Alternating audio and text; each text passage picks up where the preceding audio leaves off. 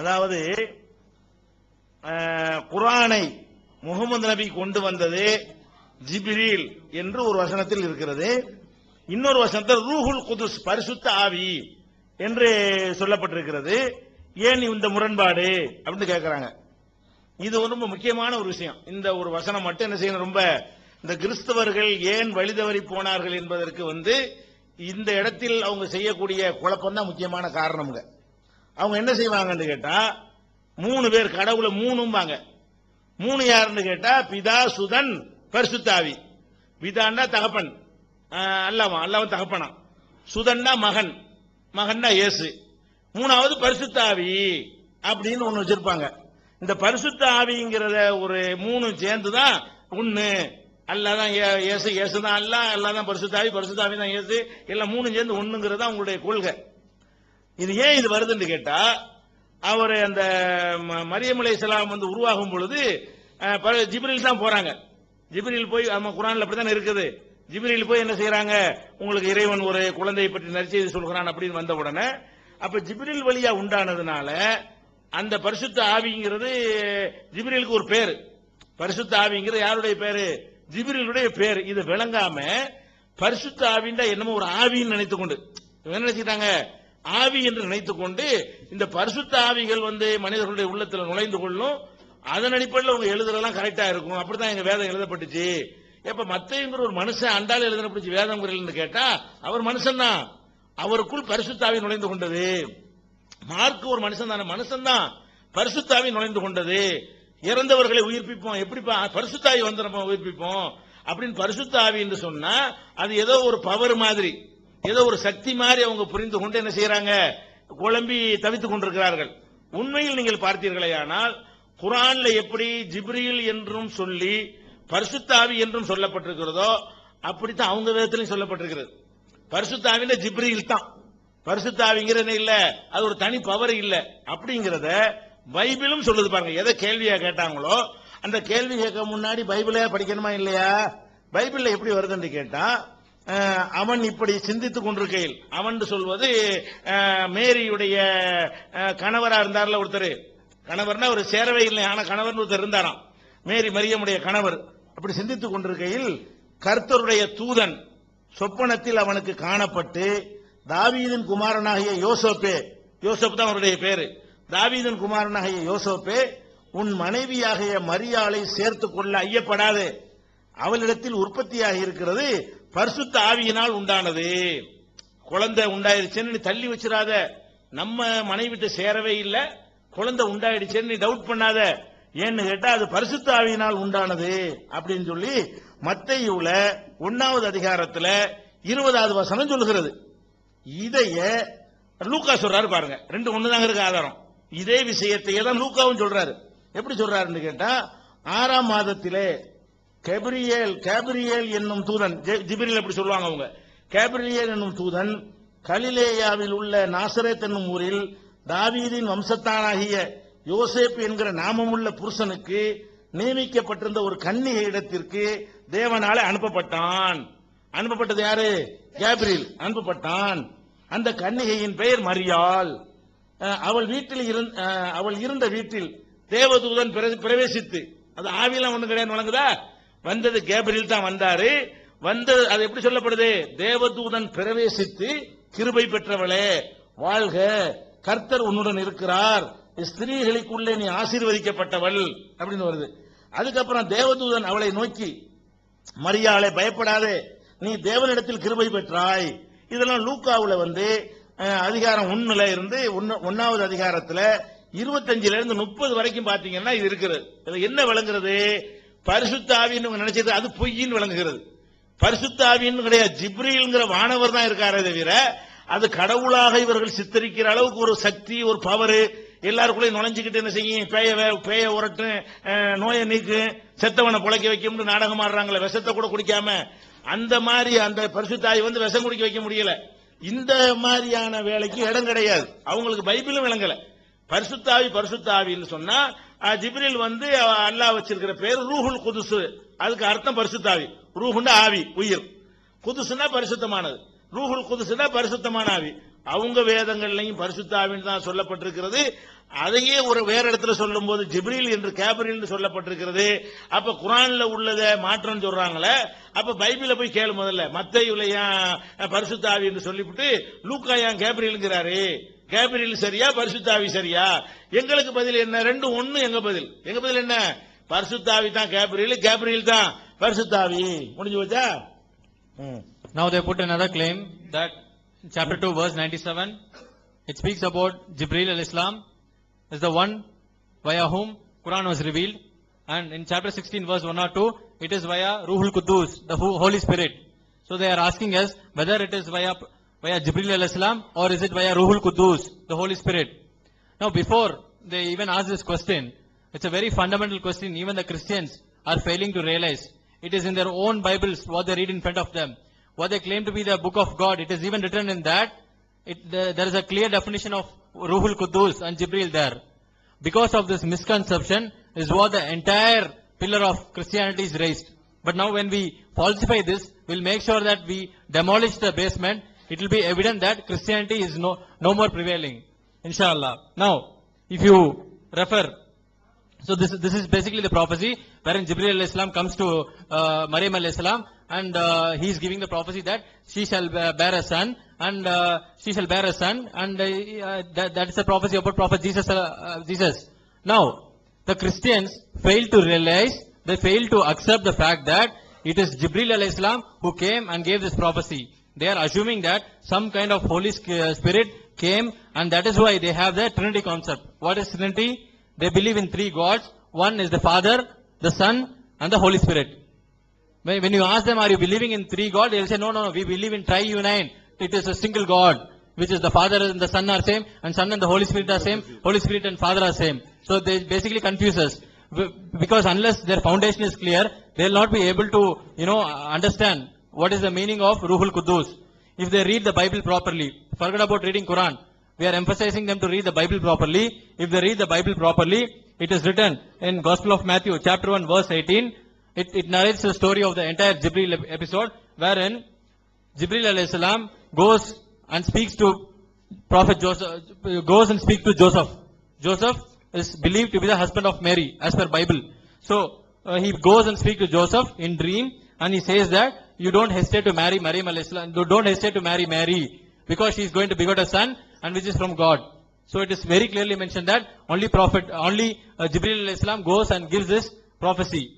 The same thing is written in Gospel of Luke, chapter 1, verse 26 to 30, that Gabriel goes to Joseph, and he prophesies that your virgin fiancée shall bear a son, and this prophecy is given by Holy Spirit. The confusion here what they have is that they assume that Jibril and Holy Spirit are separate. But Quran, we Muslims clearly believe that when Quran it is mentioned about Ruhul Quddus, it is also referring to Jibril alayhi salam, or Gabriel as you call. So both Jibril alayhi salam and Ruhul Quddus are same. Ruhul Quddus means, Ruh means the soul, the spirit, and Quddus means holy. So Ruhul Quddus is like Holy Spirit. It's another name for Prophet. It's another name for Jibril alayhi salam. So there is no confusion in this one, and the entire Christian readers fail to realize that even in the Bible they have ample of evidence to prove that Holy Spirit and Gabriel are none other than the same. TNTG அன்பர்களே, beloved TNTJ brothers, 18வது அத்தியாயம் 89வது வசனத்துல ஒரு வயதான ஒரு ராஜாவை பற்றி குர்ஆன் பேசுகின்றது. in chapter 18 verse 89 Quran speaks about an old man. அதிகமான வயது அவர் வாழ்ந்ததாகவும் சொல்லப்பட்டிருக்கின்றது. It also says that he lived for a long time. Ibn Kathir போன்ற நூல்கள்ல நம்ம பார்த்தோம்னா அவர்தான் அலெக்சாண்டர்னு எழுதி வச்சிருக்காங்க. But if you read in Ibn Kathir, it says that that old man is Alexander. துல்கர்னை என்பவரை பற்றி சொல்லப்படக்கூடிய இந்த வசனம் அலெக்சாண்டர் தான் குடிக்குதுன்னு சொல்றீங்களே, இது எந்த அளவுக்கு தவறானதுன்னு உங்களுக்கு தெரியுமா? Do you know that when you say that Zulkarnain is Alexander, do you know how wrong you are doing? இதுக்கு அருமையான பிஜே அவர்கள் பதில் சொல்வாரா? Will beloved PJ brother will answer this? என்ன கேக்குறாங்கன்னா 18வது அத்தியாயத்துல 83வது வசனத்துல துல்கர்னைன் அப்படின்னு ஒரு ஆளை பத்தி சொல்லப்பட்டிருக்கிறது. இந்த துல்கர்னைன்றது என்னன்னா அலெக்சாண்டர் தான் சொல்லுதுன்னு சில தப்சீர்ல இப்னு கதீர் போன்றவர்கள் எழுதி வைத்திருக்கிறார்களாம். அவர் அலெக்சாண்டர் அல்லாஹ்வுக்கு இணை கற்பிக்கிறவராக இருந்து இறந்தவர், அவரை போய் நல்லாள் நீங்க சொல்லி வச்சுக்கிறீங்களே, அலெக்சாண்டர் ஒரு சிலை வணங்கியா இருந்தார் என்றுதான வரலாறுல இருக்கிறது. நீங்க அவர் போய் நல்ல மனுஷன் சொல்றீங்களான்னு ஒரு கேள்வி கேட்கிறாங்க. இங்க குர்ஆன்ல வந்து அலெக்சாண்டர் வந்திருக்கா? துல்கர்னைன் அவருக்கு பேர் சொல்லப்பட்டிருக்கு, தெளிவா துல்கர்னைன் சொல்லப்பட்டிருக்கிறது. இவர் தான் அலெக்சாண்டர். எவனோ ஒருத்தர் எழுதி வச்சா நமக்கு என்ன இருக்கு? அது குர்ஆனா? 700 ஆண்டுக்கு பிந்தி ஒருத்தர் எழுதி வச்சிருக்கிறாரு. அது அல்லாஹ்வும் சொல்லல, நபியும் சொல்லல. இந்த குர்ஆன்லாம் இறங்கி 700 ஆண்டுக்கு பின்னாடி எழுதப்பட்டதான் இப்னு கசீர் இருக்கிற ஒரு புத்தகம். 700 இப்ப நம்ம ஒரு புத்தகம் இல்லைன்னு வைங்களேன், 1400 வருஷத்துக்கு இன்னொரு 500 வருஷம் பிறகு என்ன உதாரணம் காட்டுவாங்க. அந்த மாதிரி உள்ளதுதான். நான் எழுதின புஸ்தகத்துக்கு என்ன வெயிட்டோ அந்த வெயிட் தான் சரியா பரிசீலிச்சு எடுத்துக்கொள்ளணும். தப்பா இருந்தா விட்டுறணும். அப்ப இப்னு கதீர் என்பவர் சொன்னான்னா இப்னு கதீர் புஸ்தகம் இறைவேதமான தலைப்பில் பேசுவோம். இப்னு கதீருடைய புஸ்தகத்தை இறைவேதம் நாங்க சொன்னா அதுல கேள்வி கேளு. அது ஒரு மனுஷன் எழுதின புஸ்தகம், அல்லாஹ் சொல்லவில்லை. அலெக்சாண்டர் தான் இவர் என்று என்ன செய்யல சொல்லல என்பது அதற்கான பதில். So they are posing another question that in chapter 18 verse 89 it speaks about an elder king. It speaks about Zulkarnain. So they are asking us that it is mentioned in Ibn Kathir that this person is Alexander. Now they are asking us, how can an idol worshipping person Alexander be mentioned as a righteous person in Quran? Now they have to understand that we have come here to debate. The topic is Quran, God's word, and we are not come here to debate on the topic. Is the books written by Ibn Kathir God's word? That is out of topic. Though they raise this question, what we claim is that Ibn Kathir is a person. Ibn Kathir is a scholar who wrote this book 700 years after Quran was revealed. And how can you compare it with Quran? We are no way comparing Ibn Kathir with that of the Quran. So whatever message we find it in Ibn Kathir, it can be either acceptable or deniable. So this we are not accepting, because if it is having an historical flaw, you will have to ask us a question. If Allah clearly mentions in that ayat that it is Alexander, Allah is not speaking about Alexander. Here Allah says about Zulkarnain. And when Ibn Kathir has written it as Alexander, that is out of topic. So this is not at all a question for us, because Allah has never mentioned it as Alexander in Quran. This proves that whatever claims you raise is not valid at all. 9வது அத்தியாயம் 30வது வசனத்துல நம்ம பார்த்தோம்னா, If you see in chapter 9 verse 30, Uzair அல்லாஹ்வுடைய மகன் என்று சொன்னதாக குர்ஆன்ல சொல்லப்பட்டிருக்கின்றது. it says that Uzair is the son of Allah. That's what it says. யூதர்கள் உசைர் அல்லாஹ்வுடைய பையன் சொன்னதா உங்களுக்கு ஏதாவது ஆதாரம் காட்ட முடியுமா? The chapter says that Jews say that Uzair is the son of Allah, but can you show any proof that Jews had the belief that they believed Uzair is son of Allah? ஏன் இப்படி வரலாறு குழப்புறீங்க? Why are you confusing the history? அதாவது குர்ஆன்ல வந்து நபிகள் நாயகம் ஸல்லல்லாஹு அலைஹி வஸல்லம் உடைய காலத்துல கிறிஸ்தவர்கள் ஈசா நபியை அல்லாஹ்வுடைய மகன் என்று சொன்னார்கள். யூதர்கள் உசைர் என்பவரை வந்து அல்லாஹ்வுடைய மகன், உசைர்னா அவங்க எஸ்ரான்னு சொல்லுவாங்க, உசைர் என்பவரை அல்லாஹ்வுடைய மகன் என்று சொன்னார்கள் அப்படின்னு குர்ஆன்ல சொல்லப்பட்டிருக்கிறது. உசைரை பற்றி ஒரு காலத்திலையும் யூதர்கள் அல்லாஹ்வுடைய மகன் சொன்னதில்ல. கிறிஸ்தவர்களை சொல்றீங்க, நாங்க சொல்லிட்டு தான் இருக்கிறோம். யூதர்கள்ட்ட நீங்க அதை நிரூபிக்க இயலுமா அப்படின்னு கேட்கிறாங்க. எது நிரூபிக்கிறது? யூதர்கள் அந்த காலத்துல வாழ்ந்தாங்க, அவங்க முன்னிலையில் இது சொல்லப்படுகிறது. யூதர்களாகிய நீங்கள் வந்து அல்லாஹ்வுடைய குமாரன் சொல்றீங்க, உசைரன் சொல்லப்படுது. அவன் பேசாம உட்கார்ந்துட்டு இருக்கிறான். அதான் சொன்னாண்ட ஆதாரம். ஒருத்தர் மறுக்கலையே. எந்த யூதர்கள் மத்தியில் இது சொல்லப்பட்டுச்சோ அவர்கள் ஏற்றுக்கொண்டார்கள். அது உண்மை என்று கண்டு இஸ்லாத்திற்கு வந்தார்கள். அங்க இருக்கிற யூதர்கள்லாம் நினைச்சாங்க இஸ்லாத்துக்கு வந்தார்கள். யூதர்களுடைய புஸ்தகங்கள்ல வரலாற்றுல இல்லைன்னா யூதர்களை பாதுகாத்த வச்சிருக்கிறாங்க. மூலப்பிரதியை விட்டுட்டு 16ஆம் நூற்றாண்டுல கண்டுபிடிக்கிறாங்க. மூலப்பிரதியை மிஸ் பண்ணிவிட்டு 16ஆம் நூற்றாண்டுல எடுத்துக்கிட்டு இதான் மூலப்பிரதினா அப்ப எத்தனை மிஸ் ஆனிச்சு யாரு கண்டா? அப்ப குர்ஆன் வந்து 14 நூற்றாண்டா பாதுகாக்கப்பட்டது ஆதாரம் இருக்கா இல்லையா? 14 நூற்றாண்டா பாதுகாக்கப்பட்டிருக்கிற அந்த குர்ஆன்ல யூதர்கள் வாழ்ந்த காலத்தில் அவர்கள் மத்தியில் இது சொல்லப்பட்டதுதான் இதற்கான ஆதாரம். இப்ப வந்து கடவுளுடைய மகன் சொல்லாட்டி அதனால அது பொய்யாயிராது. மாத்திருப்பான், திருந்திட்டான். நீ திருந்தல. அவன் அல்லாஹ்வுடைய மகன் சொன்னான் உசைர, கொள்கையை மாத்திக்கிட்டான், திருந்திட்டான். நீ திருந்தல, ஈசாவை அல்லாஹ்வுடைய மகன் சொல்லிட்டு இருக்கிற. அப்படிதான் புரிஞ்சுக்கணும். Another allegation they raise is that in chapter 9 verse 30, Allah says that the Jews were considering Uzair as Allah's son.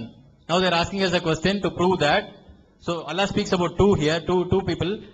Allah also speaks about Christians, that Christians are accepting Isa alayhis salam as Allah's son. And they are asking us to prove that Jews believed Uzair to be Allah's son. Now, we don't have to prove this, because the Uzair, what is mentioned in Quran, maybe you will have a different version. You probably call it as Ezra in your Bible. When you don't have the manuscripts, when you got the manuscripts only 14 centuries, in the 14th century, how can we make it as a proof that whatever manuscript you have is having the entire essence? And the biggest evidence that Jews claimed Uzair to be Allah's son is that when Prophet Muhammad recited these verses, when this Quran was revealed to Prophet Muhammad sallallahu alaihi wasallam, when he recited this in front of the people, there were even Jews among them. They did not object it. They did not deny this claim. They plainly accepted as mutual audiences. They were not even opening their mouth. They were not showing, they were not denying this fact. This shows that in whatever Allah says in Quran was true during that time. Now maybe they would have repented now and they would have changed. It doesn't mean that when this verse was revealed, Jews never consider Uzair as Allah's son. சாமிரி என்பவர் வாழ்ந்ததாக 20வது அத்தியாயம் 90வது வசனத்துல Chapter 20 verse 90 says that there was a person called Samiri. அவர் காலக்கன்றை உருவாக்கி வணங்க சொன்னதா சொல்லப்பட்டிருக்கு. The verse says that Samiri made a golden calf and the people worshipped it. மோசே இறந்ததுக்கு அப்புறம் 1000 வருடம் கழிச்சு வந்த சாமிரி எப்படி மோசே காலத்துல வாழ்ந்திருப்பாருன்னு அருமையான பிஜே அவர்கள் விளக்குவாரா? Can beloved PJ will explain that how the person Samiri who came after 1000 years after the demise of Moses, can you please explain? அதாவது மூசா நபி காலத்துல சாமுரின்னு ஒருத்தன் இருந்தான்னு வருது இல்லையா, அதுல என்ன கேட்கறாங்கன்னா, சமாரியர்கள் ஒரு கூட்டம் மூசா நபிக்கு 1000 வருஷத்துக்கு பிறகுதான் வந்தாங்க. அப்ப சாமுரினா சமாரியர்னு உங்க அர்த்தம் செஞ்சுக்கிட்டாங்க. அப்ப சமாரியன் எப்படி மூசா நபி காலத்துல இருந்திருப்பான் அப்படின்னு கேட்கறாங்க. அப்ப சாமுரின்னு ஒரு ஆளுக்கு பேரு, சமாரியன் எனக்கு சொல்லப்படல. சாமுரிங்கிறது ஒரு மனுஷனுடைய பெயர். அந்த பெயர் கொண்ட ஒருத்தன் மூசா நபி காலத்துல இருந்தான். அவன் தான் சமாரிய இனத்திலிருந்து வந்தவன், சமாரிய இனத்திலிருந்து பிறந்தவன் சொன்னாதான் சமாரியர்கள் எப்ப வந்தாங்க நீங்க கேட்கலாம். குர்ஆன் என்ன சொல்லுதுன்னு கேட்டா, சாமுரி என்ற பெயருடைய ஒருத்தன் மூசா நபி காலத்தில் இருந்தான். இதுல என்ன சமாரியர்களுக்கு என்ன சம்பந்தம் இருக்கு? இதுல ஒரு சாதாரண ஒரு விஷயம் இது. அடுத்து they say that in Quran it is mentioned about Samri. Samri is the person who associated partners to Allah. And they claim that the Samaritans, who are the race which came after 1000 years after the demise of Prophet Musa alayhi salam. Now they are not understanding the history. We never claim that Samri is one among the Samaritans. It is a name for a person who lived during the time of Prophet Musa alayhi salam. So this person lived during Prophet Musa alayhi salam and he was a wrong person. That is what Quran describes. Why are you correlating with Samaritans when we never gave the explanation? Now, it is not our responsibility to prove that Samari is not a part of Samaritan, but you will have to prove that whatever Samari mentioned in Quran is the same, is the person from the same race, Samaritans. It is your responsibility. There is no contradiction in this verse. It speaks about a single person, Samari. அடுத்து பாத்தீங்கன்னா சகோதரர்களே, next if you see dear friends, கரு உருவாகும் பொழுது ஆனா பெண்ணா என்பது தீர்மானிக்கிறது எப்பன்றதுல குழப்பமா இருக்கு. There is a confusion what decides the fetus is a male or a female. 53வது அத்தியாயம் 45வது வசனத்துல படிச்சீங்கன்னா விந்து செலுத்தப்படும் பொழுதே ஆனா பெண்ணா உருவாக்கப்படுறாங்கன்னு சொல்லப்பட்டிருக்கு. It says in chapter 53 verse 45 and 46 that it is during when the semen is ejected. 75வது அத்தியாயம் 32வது வசனத்தை படிச்சீங்கன்னா கருவுற்ற சினைமுட்டையா இருக்கும் பொழுது ஆணாவும் பெண்ணாவும் மாற்றப்படுவாங்கன்னு சொல்லப்பட்டிருக்கு. If you read chapter 75 verse 38 says when the clot of concealed blood is formed. முஸ்லிம் ஹதீஸ் புக்க படிச்சீங்கன்னா ஹஜ்ரத் முகமது சொல்றாங்க 6392வது ஹதீஸ்ல 40வது இரவுல தான் அப்படி முடிவு செய்யப்படும் சொல்லப்பட்டிருக்கு. If you read the Muslims hadith 6392, Hazrat Muhammad says it is on the 40th day. ஏன் இந்த குழப்பம்? Why is this confusion? அதாவது மனிதன் ஆணாக பெண்ணாக உருவாவது எப்ப, இதை குர்ஆன் முரண்பட்டு பேசுகிறது என்று அவங்க சொல்லுகிறாங்க. எப்படி சொல்றாங்கன்னு கேட்டா 53:45 அவன் தான் கலக்க ஜௌஜைனி அஸ்ஸக்கர வல் உன்ஸா, ஆண் பெண் என்ற ஜோடிகளை அவன் தான் படைக்கிறான். எதிலிருந்து படைக்கிறான்? மின் நுத்ஃபத்தின், ஆணுடைய விந்துவிலிருந்து படைக்கிறான். இதான் அந்த வசனம் சொல்லுகிறது. எப்ப படைக்கிறான்னு சொல்லப்படல, தேதிலாம் சொல்லப்படல. ஆண் பெண் படைப்பதற்கு எது வேணும்? ஆணுடைய விந்து வேணும். மூலப்பொருள் அங்க சொல்லப்பட்டிருக்கே தவிர அன்னைக்கே ஆண் பெண் தீர்மானிக்கப்பட்டுச்சுன்னு சொல்லப்படல. இது ஒரு விஷயம். அடுத்து என்ன செஞ்சிருக்குன்னா, இந்த ஆணுடைய உயிரணுவும் பெண்ணுடைய முட்டையும் சேரும்ல, அதுக்கு பேர் அலக்காங்கிறது, அலக்கத்துங்கிறது, கருவுற்ற சினை முட்டை. அதுல இருந்துதான் ஆண் பெண்ணை படைக்கிறாங்கிறான். இது அடுத்த ஸ்டேஜ் தான், ஒரு பொருளுடைய இரண்டாவது ஸ்டேஜ். இப்ப புரிஞ்சுக்கிறதுக்காக சொல்வதா இருந்தா, நீங்க ரொட்டி சுடுறீங்க, ரொட்டி சமைக்கிறீங்க. இந்த ரொட்டியை கோதுமையிலிருந்து தயாரிச்சோம் அப்படின்னு சொல்லலாம், கோதுமை மாவுல இருந்து தயாரிச்சோம்னு சொல்லலாம். ரெண்டு வேறையா ஒண்ணா? அல்லது குழைத்த கோதுமை மாவிலிருந்து தயாரித்தோம்னு சொல்லலாமா இல்லையா? பிசுபிசுப்பான கோதுமை மாவிலிருந்து படைச்சோம்னு சொல்லலாமா இல்லையா? அது அதனுடைய பல ஸ்டேஜ். நுத்ஃபாங்கிறது, அதை விந்துங்கிறது ஒரு ஸ்டேஜ், ஆணுடைய விந்துவும் பெண்ணுடைய முட்டையும் சேர்ந்து அது ஒரு ஸ்டேஜ். இந்த ஸ்டேஜ்களை தான் அங்க சொல்லப்பட்டிருக்கே தவிர இத்தனாம் தேதி தான் இந்த மாசத்துல தான் அது ஆண் பெண்ணு தீர்மானிக்கப்படும் குர்ஆன்ல சொல்லப்படல. நபிகள் நாயகத்தினுடைய ஹதீஸ்ல என்ன இருக்குன்னு கேட்டா 340 நாள் முடிஞ்ச பிறகு 120வது நாள்ல ஆண் பெண்ணுங்க டிசைட் பண்ணப்படுதுன்னு சொல்லப்படுது. இதுல குர்ஆன்ல எதுல இருந்து ஆண் பெண் உண்டாகுறான்னு சொல்லப்படுது.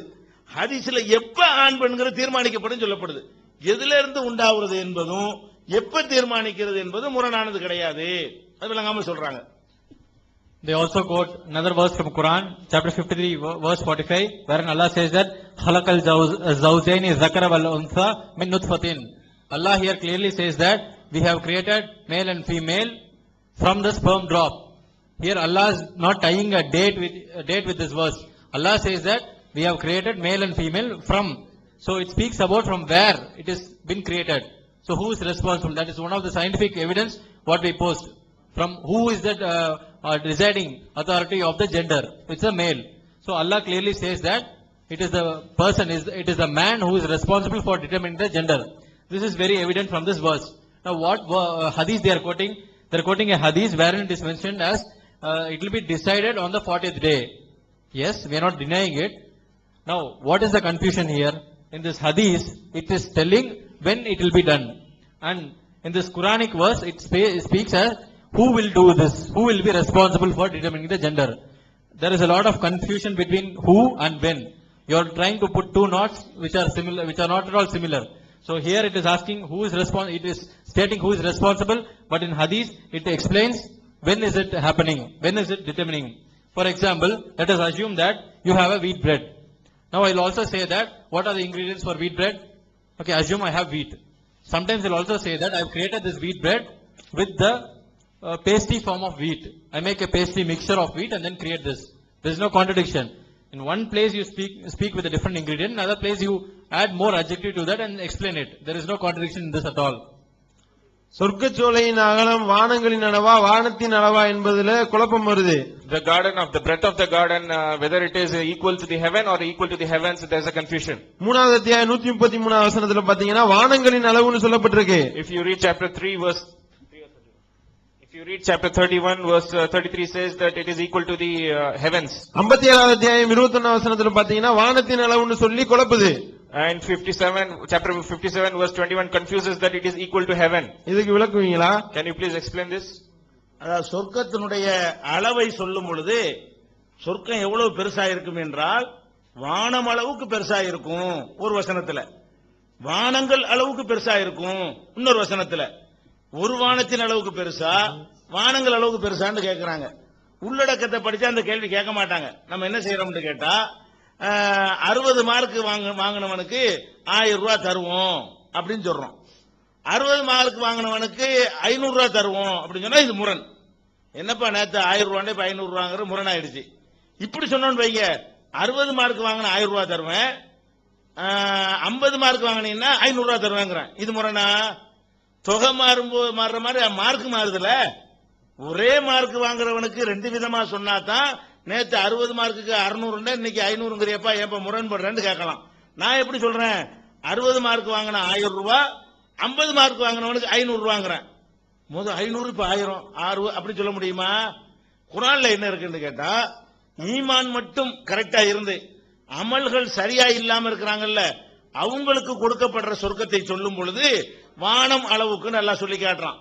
ஈமானோட சேர்த்து நல்லறங்கள்லாம் செஞ்சு பொருளாதாரத்தை செலவு பண்ணி கோபத்தை மென்று விழுங்கி மக்களுடைய தவறுகள் எல்லாம் மன்னித்து தப்பு செஞ்சா உடனே மன்னிப்பு கேட்டு மறுபடி தப்பு செய்யாம இருந்து இப்படின்னு ஒரு பட்டியல் போட்டு இவ்வளவும் கரெக்டா இருக்கக்கூடியவர்களா இருந்தால் அவங்களுக்கு வழங்கக்கூடிய சொர்க்கம் வானங்கள் அளவுக்கு, பல வானங்கள் அளவுக்கு பெருசு. அப்ப மார்க்குக்கு தகுந்த மாதிரி கொடுக்கப்படுது. ஒரு வான அளவுக்கு உள்ளது யாருக்குன்னா ஈமான், அதுல இருக்கப்படி. இது யாருக்கு என்றால் சேர்த்து அதை விட்டுறாங்க. அதாவது வானம் அளவுக்கு சொர்க்கம் கொடுக்கப்படும் யாருக்கு என்றால் ஈமான் கொண்டவர்களுக்கு இருக்கிறது. வானங்கள் அளவுக்கு சொர்க்கம் வழங்கப்படும் யாருக்கு என்றால், இப்ப நான் சொன்னதெல்லாம் அடுத்து தொடர்ச்சியாக வருகிறது. இவங்க ஒரு துண்டை மட்டும் எடுத்து வைத்துக் கொண்டு என்ன செய்யறாங்க, முரணு, வானங்கள் அளவா வானம் அளவான்னு கேட்கறாங்க. Now the question is on the dimension of the heavens, dimension of the paradise.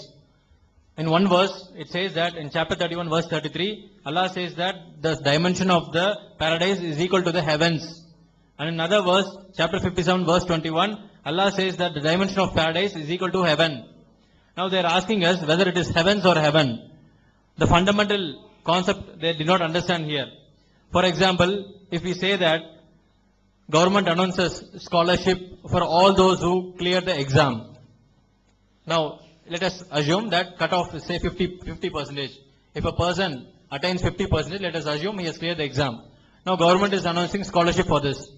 At the same time, government, it will be contradiction only if government says that no scholarship will be allotted to those who have cleared.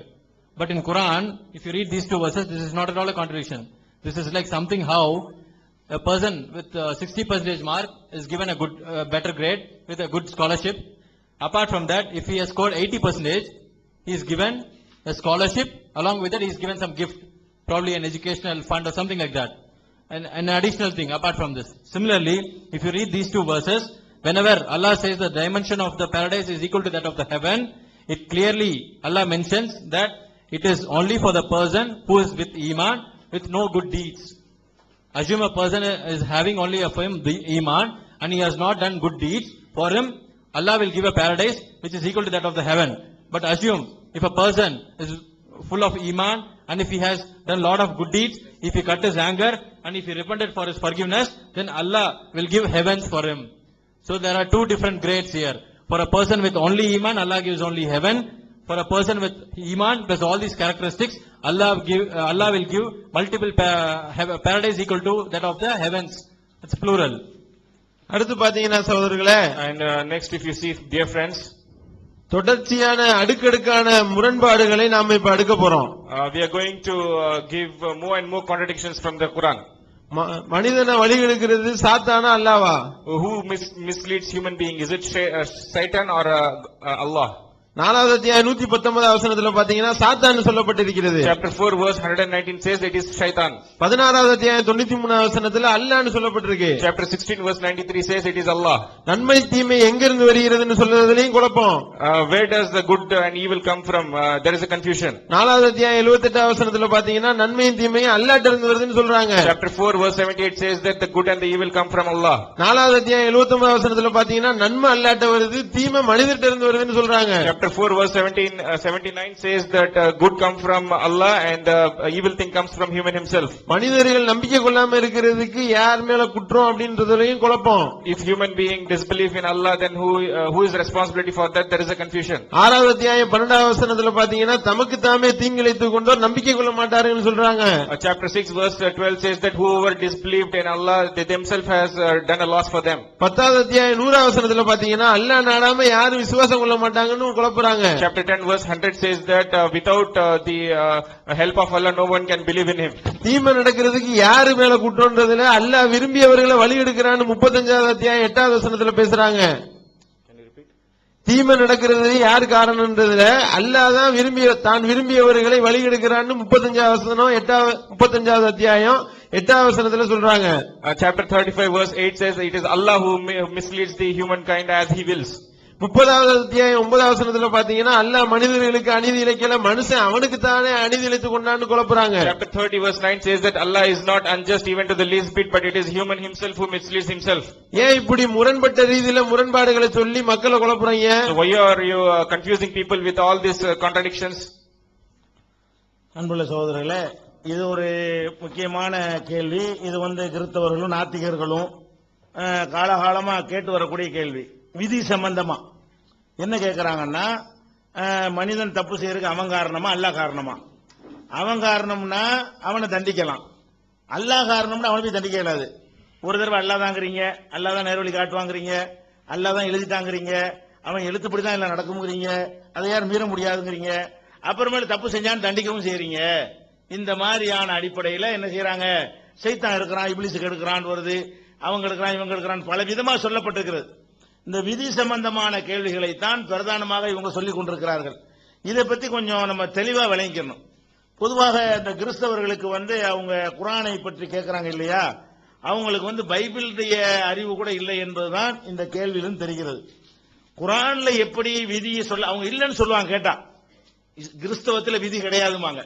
கிறிஸ்தவ மார்க்கத்தில் என்ன கிடையாது, விதிங்கிற அந்த concept உங்க இஸ்லாத்துல தான் உண்டு, எங்கள்கிட்ட அது முரண்பாடான அந்த நம்பிக்கை இல்லைம்பாங்க. ஆனால் பைபிள் எடுத்து பாத்தீங்கன்னா குர்ஆன்ல சொல்ற மாதிரியே தான் இருக்கு. அப்ப கேள்வி அவங்களும் பதில் சொல்ற நிலைக்கு வந்துடுறாங்க. நம்ம பதிலும் சொல்லுவோம். ரெண்டாவது என்ன சொல்லப்பட்டிருக்கு பாருங்க.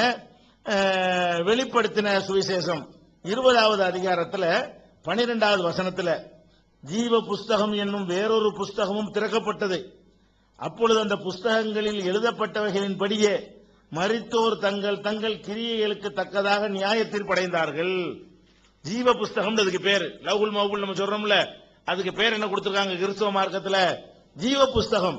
அதுல எழுதினபடிதான் மரித்தவர் செத்து போன ஆட்களுக்கு சொர்க்கம் எழுதுனா சொர்க்கம், இவன் செயலை கொண்டு இல்ல, நரகம் எழுதுனா நரகம். ஜீவ புஸ்தகத்தினுடைய ரெக்கார்டு படிதான் எல்லாம் நடக்குது என்று வெளிப்படுத்தின சுவிசேஷத்தில் சொல்ல இதுவரைக்கும் சொல்லிக்கிறீங்களா? நிறைய வசனம் இருக்கு. So they are quoting few verses from the Quran that it is contradicting. So all these verses will fall broadly into one category. You can all categorize into one category, the fate. This is one of the famous questions with the Christians and the atheists have been raising on Islam. Now, we'll anyway answer that shortly, but before that, the Christians who have come to ask these questions, they should be sure that it is not in Bible. It shows their lack of knowledge in Bible.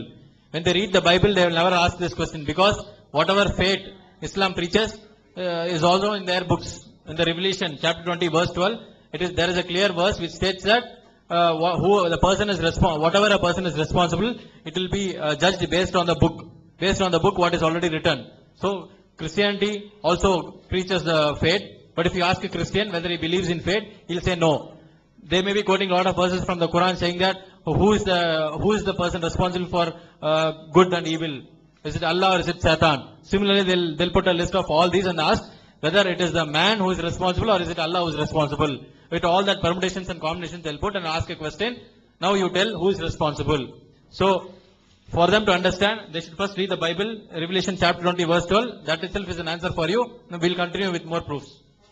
அதே மாதிரி வெளிப்படுத்தின சுவிசேஷத்துல 20வது அதிகாரத்துல 15வது வசனத்துல சொர்க்கவாசிகளுக்கு ஒரு ஜீவ புஸ்தகம் இருக்குதான்.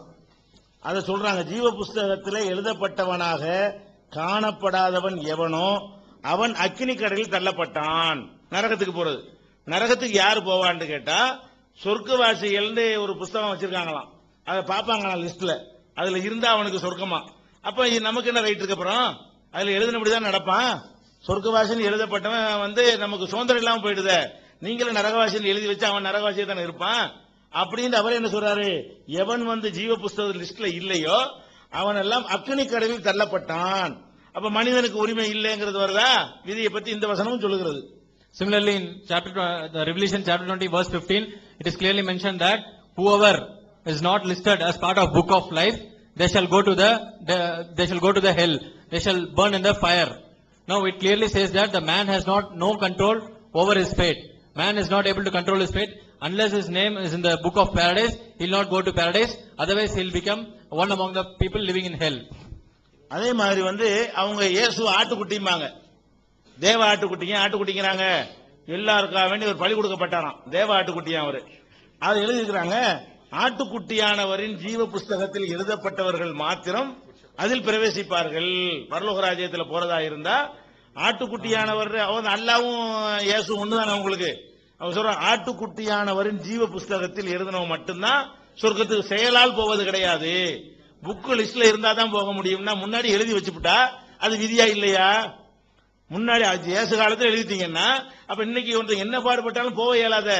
அவர் எழுதுனதுல இருந்தா போவோம், இல்லாட்டி போக மாட்டோம். நம்ம செயலுக்கு ஒரு நன்மையும் கிடையாது அப்படின்னு சொல்லி வெளிப்படுத்தின சுவிசேஷத்துல 21:27 இது சொல்லப்பட்டிருக்கிறது. Similarly, if you read Revelation chapter 21 verse 27, Jesus is also mentioned as the lamb. You know lamb? There is a rhyme like Mary had a little lamb. So Jesus is portrayed as lamb because he has been sacrificed for the sins of other human beings. So they also name Jesus as lamb. So here they say that unless if this lamb has this written in his book, the people shall not enter the paradise. So it is very clearly mentioned in Revelation chapter 21 verse 27 that the person does not have any control unless the Lamb writes it. Lamb has it in his book. அதே மாதிரி வந்து தாவீது ராஜா சங்கீதத்தில் சொல்லப்பட்டிருக்கிறது, என் நாவில் சொல் பிறவாததற்கு முன்னே இதோ கர்த்தாவே அதையெல்லாம் அறிந்திருக்கிறீர். நான் ஒரு வார்த்தையை சொல்றேன், அதுக்கு முன்னாடி உங்களுக்கு தெரியும். அப்படின்னா விதிதானே அது. நான் ஒரு வார்த்தையை சொல்றேன், நான் சொல்றதுக்கு முன்னாடியே நான் என்னதான் சொல்லுவேன்னு உங்களுக்கு தெரியும். அப்படிதான் என்ன அர்த்தம்? அதுவும் எழுதப்பட்டு விட்டது அப்படின்னு தாவீது ராஜா சங்கீதத்தில் 139வது அதிகாரத்தில் 4வது வசனத்தில் நீங்கள் பார்க்கலாம். Similarly, if you read Psalms chapter 139 verse 4, the King David here says that, Lord, you know before I speak out a word. It means that whatever David is going to speak, Lord is aware of it. David himself accepts it. It is recorded in your so-called Bible. So this clearly says that whatever has been known in the knowledge of God is what David will speak, and he will not speak anything extra. So this is again a proof that Christianity also preaches faith. அதோட இயேசு சொல்றாரு, அவர் காலத்துல அடைக்கலாம் குருவின்னு ஒரு குருவி இருந்திருக்கு போல இருக்கு, அது ரொம்ப மலிவா விற்கும் போல இருக்கு. அதை சொல்றாரு, ஒரு காசுக்கு 2 அடைக்கலான் குருவிகளை விற்கிறார்கள் அல்லவா அப்படின்னு சொல்லிட்டு சொல்றாரு, ஆயினும் உங்கள் பிதாவின் சித்தம் இல்லாமல் அவைகள் ஒன்றாயிலும் தரையில விழாது. ஒரு அடைக்கலாம் குருவி அற்பத்திலும் அற்பமா கருதுறீங்களே, காசுக்கு 2, அதை கூட லிஸ்ட் வச்சிருக்காரு. அவர் சொன்னதை கீழே விழுவும், அவருடைய ஏட்டில் எழுதினா தான் கீழே விழுவுமே தவிர நீ வேட்டையாடி சுட்டதுனால விழுவாது. லிஸ்ட்ல இருந்தா விழுவும், இல்லாட்டி விழுவாது. உங்கள் தலையில் உள்ள மயிரெல்லாம் எண்ணப்பட்டிருக்கிறது அப்படின்னு இயேசு சொன்னார் என்று மத்தேயுல 10வது அதிகாரத்தில் வந்து 29ல நீங்கள் பார்க்கலாம் இதை. Similarly, if you read Gospel of Matthew chapter 10 verse 29, here it says that Jesus himself told that you are all buying 2 sparrows for 1 coin, and you know whenever you are trying to hunt them, it is not because of your mightiness it falls down. It is only because it is written in the book. Only because it is written in the book it is falling down. Whether it falls down or not is based on whether it is written in the book or not. இந்த விதிக்கு இவ்வளவு இருக்கு, இதுக்கே time எடுத்துட்டு போயிடும். 1-2 சாம்பிளுக்கு சொல்லி இருக்கிறோம். அப்ப விதியை பொறுத்த வரைக்கும் உங்க பைபிள்ல என்ன இருக்குதோ அதுக்கு மாற்றமாவும் இதுல இல்ல. இந்த விஷயத்தை பொறுத்த வரைக்கும் விதின்னு ஒண்ணு இருக்குங்கிறத பொறுத்த வரைக்கும் குர்ஆன் சொல்வதைத்தான் பைபிளும் சொல்லுகிறது. இந்த கேள்வி நீங்க முரண்பாடு என்று கேட்க முடியாது என்பதை நம்ம என்ன செய்யறோம், பதிவு பண்ணி கொள்கிறோம். அடுத்ததாக வந்து இந்த விதியினால வந்து அது அறிவுக்கு பொருத்தம் இல்ல, நாத்திகர்களா கேட்டார்களே ஆனால், நாத்திகர்களாக வேற கோணத்திலிருந்து கேட்டார்களே ஆனால் அதுக்கு இன்று அறிவியல் உலகம் பதில் சொல்லுது. என்ன சொல்லுது? ஒரு மனிதன் வந்து கெட்ட செயல்ல ஈடுபடுறான்னு சொன்னா அது அவனுக்கு உள்ள புரோகிராம்னால தான் செய்யறான், மூளையில உள்ள புரோகிராம்னாலையும் மரபணுனால தான் செய்யறான்னு சொல்லி என்ன செய்யறான், இப்ப ஆய்வு பண்ணி கண்டுபிடிக்கிறாங்க. சில ட்ரீட்மெண்ட் கொடுத்து அந்த புரோகிராம மாத்தினா நல்லவன் ஆகிக்குவான் என்றெல்லாம் இப்ப கண்டுபிடிச்சு என்ன செய்யறாங்க, 90% அதனுடைய முடிவை நோக்கி போய்கிட்டு இருக்கிறாங்க. இப்படி சொல்லக்கூடிய மனுஷன், ஆமா திருடிட்டான், அவன் புரோகிராம் படி திருடிட்டான் அப்படின்னு சொல்லி சட்டம் ஏற்றாம இருக்கிறானா? திருடினா ஜெயில போடத்தான் செய்யறான். கொலை பண்ணிட்டான்னு வைங்க, அவன் புரோகிராம்ல கொலை பண்ணிருக்கான், அவனையாப்பா அப்படி எந்த நாட்டிலே சொல்றானா? புரோகிராம்ல நடந்துச்சுன்னு ஒரு பக்கம் சொல்லிக்கிறான், புரோகிராம் படி செஞ்சாலும் உன்னை தண்டிக்க தான் செய்வாங்கிறான். அப்ப நீனும் விதியில குழப்பி தானே இருக்கிற. நீ அல்லாஹ் பத்தி கேட்கிறப்ப நீனு என்ன செய்யற, விதிப்படிதான் எல்லாம் நடக்குதுங்கிற ஒரு பக்கம், இன்னொரு பக்கம் செஞ்சாலும் உன்னை உள்ள பிடிச்சி போடுவேங்கிற, தண்டிப்பேங்கிற. அப்ப எதுக்கு சட்டம்லாம் எதுக்கு? அப்ப எல்லாம் புரோகிராம்ல நடக்குன்னு தீர்மானமாகி விட்டால் மனிதன் சட்டம் போடாம இருக்கிறானா? அப்ப இதுல நம்ம என்ன விளங்குறோம்னு கேட்டா, விதிங்கிற கான்செப்ட புரிந்து கொள்ளக்கூடிய அறிவு நமக்கு இல்ல. நாமளே முரண்பட்டு செஞ்சுக்கிட்டு அவன் எல்லாம் முரண்பட்டான்னு கேட்கிறோம். நாமளே முரண்படுறோம், அது சரி நமக்கு படுகிறது. அப்ப விதியில ஏதோ ஒன்று இருக்கிறது, அது மறுமை நாள் நமக்கு தெரியும் அப்படின்னு இந்த காலத்துல ரொம்ப எளிதாக என்ன செய்யலாம், அதுக்கு நம்ம ஆன்சர் பண்ண முடியும். We have ample of evidences to prove from Bible that even Bible preaches the faith. But if we assume that you are an atheist, if the Christian brothers are like atheists, and even if they raise a question, we'll have to give them an answer, right? So here is the answer for them. The latest discovery in the science, the latest invention in the science proves that the human brain is programmed.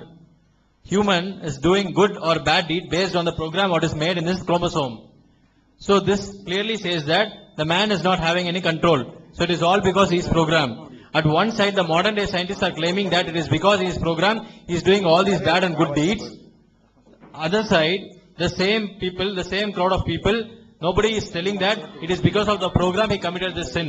It is because of this program he has committed this murder. Even when this person commits a murder, though the modern day scientists are accepting that it is because of the program in his chromosome, they are not leaving him apart but for punishing him. They are also punishing him, but at the same time they also believe that it is not because of his individuality, it is because of some program in his brain which can be corrected, which can basically be corrected by some treatment. Now, so you don't have enough intelligence to understand what fate is, even so it might appear vague for you. Inshallah, you will also know it in the day of judgment, what Allah means by fate here. அன்புள்ள சகோதரர்களே, இப்ப இந்த அவங்க கேள்விக்கெல்லாம் பதில் சொல்லிட்டு வர்றோம்ல, ஏதோ அவங்க பல கேள்விகளை கேட்டு அங்க ஒண்ணு இங்க ஒண்ணா பொறுக்கி எடுத்துக்கிட்டு பதில் சொல்றோம் அப்படின்னு நீங்க நினைச்சிடாதீங்க. இந்த கேள்விகள்லாம் அவங்க போட்டு ஆர்டர் படி தான் பதில் சொல்லிட்டு வர்றோம். அவங்க அந்த ஆன்சரிங் இஸ்லாம்ங்கிற பேர்ல ஒரு வெப்சைட் போட்டு என்ன செய்யறாங்க, இந்த கேள்விகளை எல்லாம் உலகம் முழுவதும் கேட்டுட்டு இருக்காங்க இல்லையா? இந்த வரிசையில தான் கேள்வியே இருக்குது. வரிசையா தான் அவங்க என்ன வரிசையில அவங்க ஒண்ணு போட்டது ஒண்ணு சொன்னோம், ரெண்டாவது சொன்னோம். அதனால ஒரு கேள்வி கூட விடுற மாதிரி அடிப்படை நம்ம கொண்டு போகல. சில பேர் என்ன செய்வாங்க, 100 கேள்வியை கேட்டா 5க்கு பதில் தெரியுமா, 1ஆவதுக்கும் 10ஆவதுக்கும் 15ஆவதுக்கும் 20ஆவதுக்கும் 100ஆவதுக்கும் சொல்லி விடுவாங்க. மீதி உள்ளதுக்கு பதில் தெரியாது, 5 சொல்ற மாதிரி இது மாதிரி தான் எல்லாம்ன்றாங்க. இப்ப நாங்க இதுவரைக்கும் சொன்ன பதில் எல்லாமே எந்த அடிப்படையில் சொல்லி இருக்கிறோம், வரிசையா ஒண்ணு விடாம ஆர்டர் படி சொல்லிக்கிட்டு வர்றோம். இப்ப இதுவரைக்கும் ஒரு 20% கேள்வி முடிந்திருக்கிறது. இதே மாதிரி கேள்வி 80% இருக்கிறது. அது அனைத்தையும் சொல்வதற்கு எப்படி பார்த்தாலும் உங்களுக்கு இன்னொரு 2 மணி நேரத்துக்கு குறையாமல் தேவைப்படும். இன்னும் 2 மணி நேரம் இருந்தா தான் இன்னும் ஒரு கேள்வி ஒரு ஆன்சர் 2 மொழியில சொல்ல வேண்டியிருக்கா. அதனால தமிழ்ல மட்டும் முடிக்கிறதா இருந்தா 1 hour போதும். மொழிபெயர்ப்போட இருக்கிறதுனால 2 மணி நேரம் இருந்தா தான் அது சாத்தியப்படும். அப்ப 11 மணி ஆகிவிடும். அதுக்கப்புறம் உள்ள மீதி எல்லாம் நம்ம கவனிக்க வேண்டியிருக்குங்கிற காரணத்தினால இப்ப நம்ம என்ன உங்கள்ட்ட கருத்து கேட்கிறோம் என்றால், இந்த கேள்விகளை எல்லாம் இப்படித்தான் இருக்குன்னு மட்டும் விளங்கிக்கிறங்க. இந்த சீடியை வெளியிடுறதுக்கு முன்னாடி தனியா உட்கார்ந்து இந்த கேள்விகள்லாம் கேட்டு பதிலையும் சேர்த்து வெளியிடுவோம். அப்படி செய்வோமா, அல்லது 11-12 மணி ஆனாலும் பரவாயில்லைன்னு போய்கிட்டு இருப்போமா? சீட்ல சேர்த்துருவோமா? இப்படித்தான் எல்லாமே. ஆனா ஒண்ணு கூட பதில் எல்லாம் வெளியிட மாட்டோம். இனிமே இதோட மௌத்தாக்குறது தான், விளங்குதா? அந்த அளவு யாரும் அவங்கள்ட்ட யாரும் போய் பேசுற அளவுக்கு, ஒரு முஸ்லீம்கிட்ட கூட அவங்க எந்த ஒரு வார்த்தையும் பேச முடியாத அளவுக்கு அவங்களுக்கு மக்களுக்கு ஆதாரம் எடுத்து கொடுக்கக்கூடிய வகையில் அதை என்ன செய்வோம்? ஆமா, ஓடினாலும் துரத்து அடிப்போங்கிறாரு. சரி, அது மாதிரி உள்ளதே இருக்கு, நிறைய இருக்கு. அதனால இது ஒரு வகையை விட்டுருவோம். அடுத்து சென்ற விவாதத்தில் எடுத்து வச்சுட்டாங்கல்ல. சொல்லுங்க. Dear brothers, so if you see all these questions, it is in the same order as it is mentioned, as it is stolen from the Answering Islam site. If you see that they have put all these allegations in the same order with which we are answering. Now that we don't have sufficient time, we took the poll of people and we decided that we will answer the remaining 80% of the question. Inshallah, before releasing the CD, we'll have it as a separate discussion, we'll have it as a separate explanation, and we'll add it with the CD. So hope everybody is fine with that. Now it doesn't mean that we don't have answers for anything. All their questions will be like this. So you understood the sample, right? The 20% of the claims, whatever they raised, is all not all valid. So for all these, we have answered. Similar manner, we'll also answer the remaining 80. It is not that we are choosing berries here and there. We are going in the order in which they have put the question, and inshallah we'll answer all of them and then release this CD. So we take the poll, we go by the audience poll that, inshallah we'll release this discussion, we'll release these answers along with the CD. Now let's proceed with the questions, whatever they are posing. இப்ப அந்த விவாதத்தில் சிலது கேட்டு பதில் இல்லாதுன்னு நினைச்சிட்டு இருப்பாங்க இல்லையா, அதுகளை அவர் கேட்பாரு, அதுக்கு நம்ம சொல்லுவோம். இதுக்கு பதிலோட சீடில வந்துரும் இன்ஷாஅல்லாஹ்.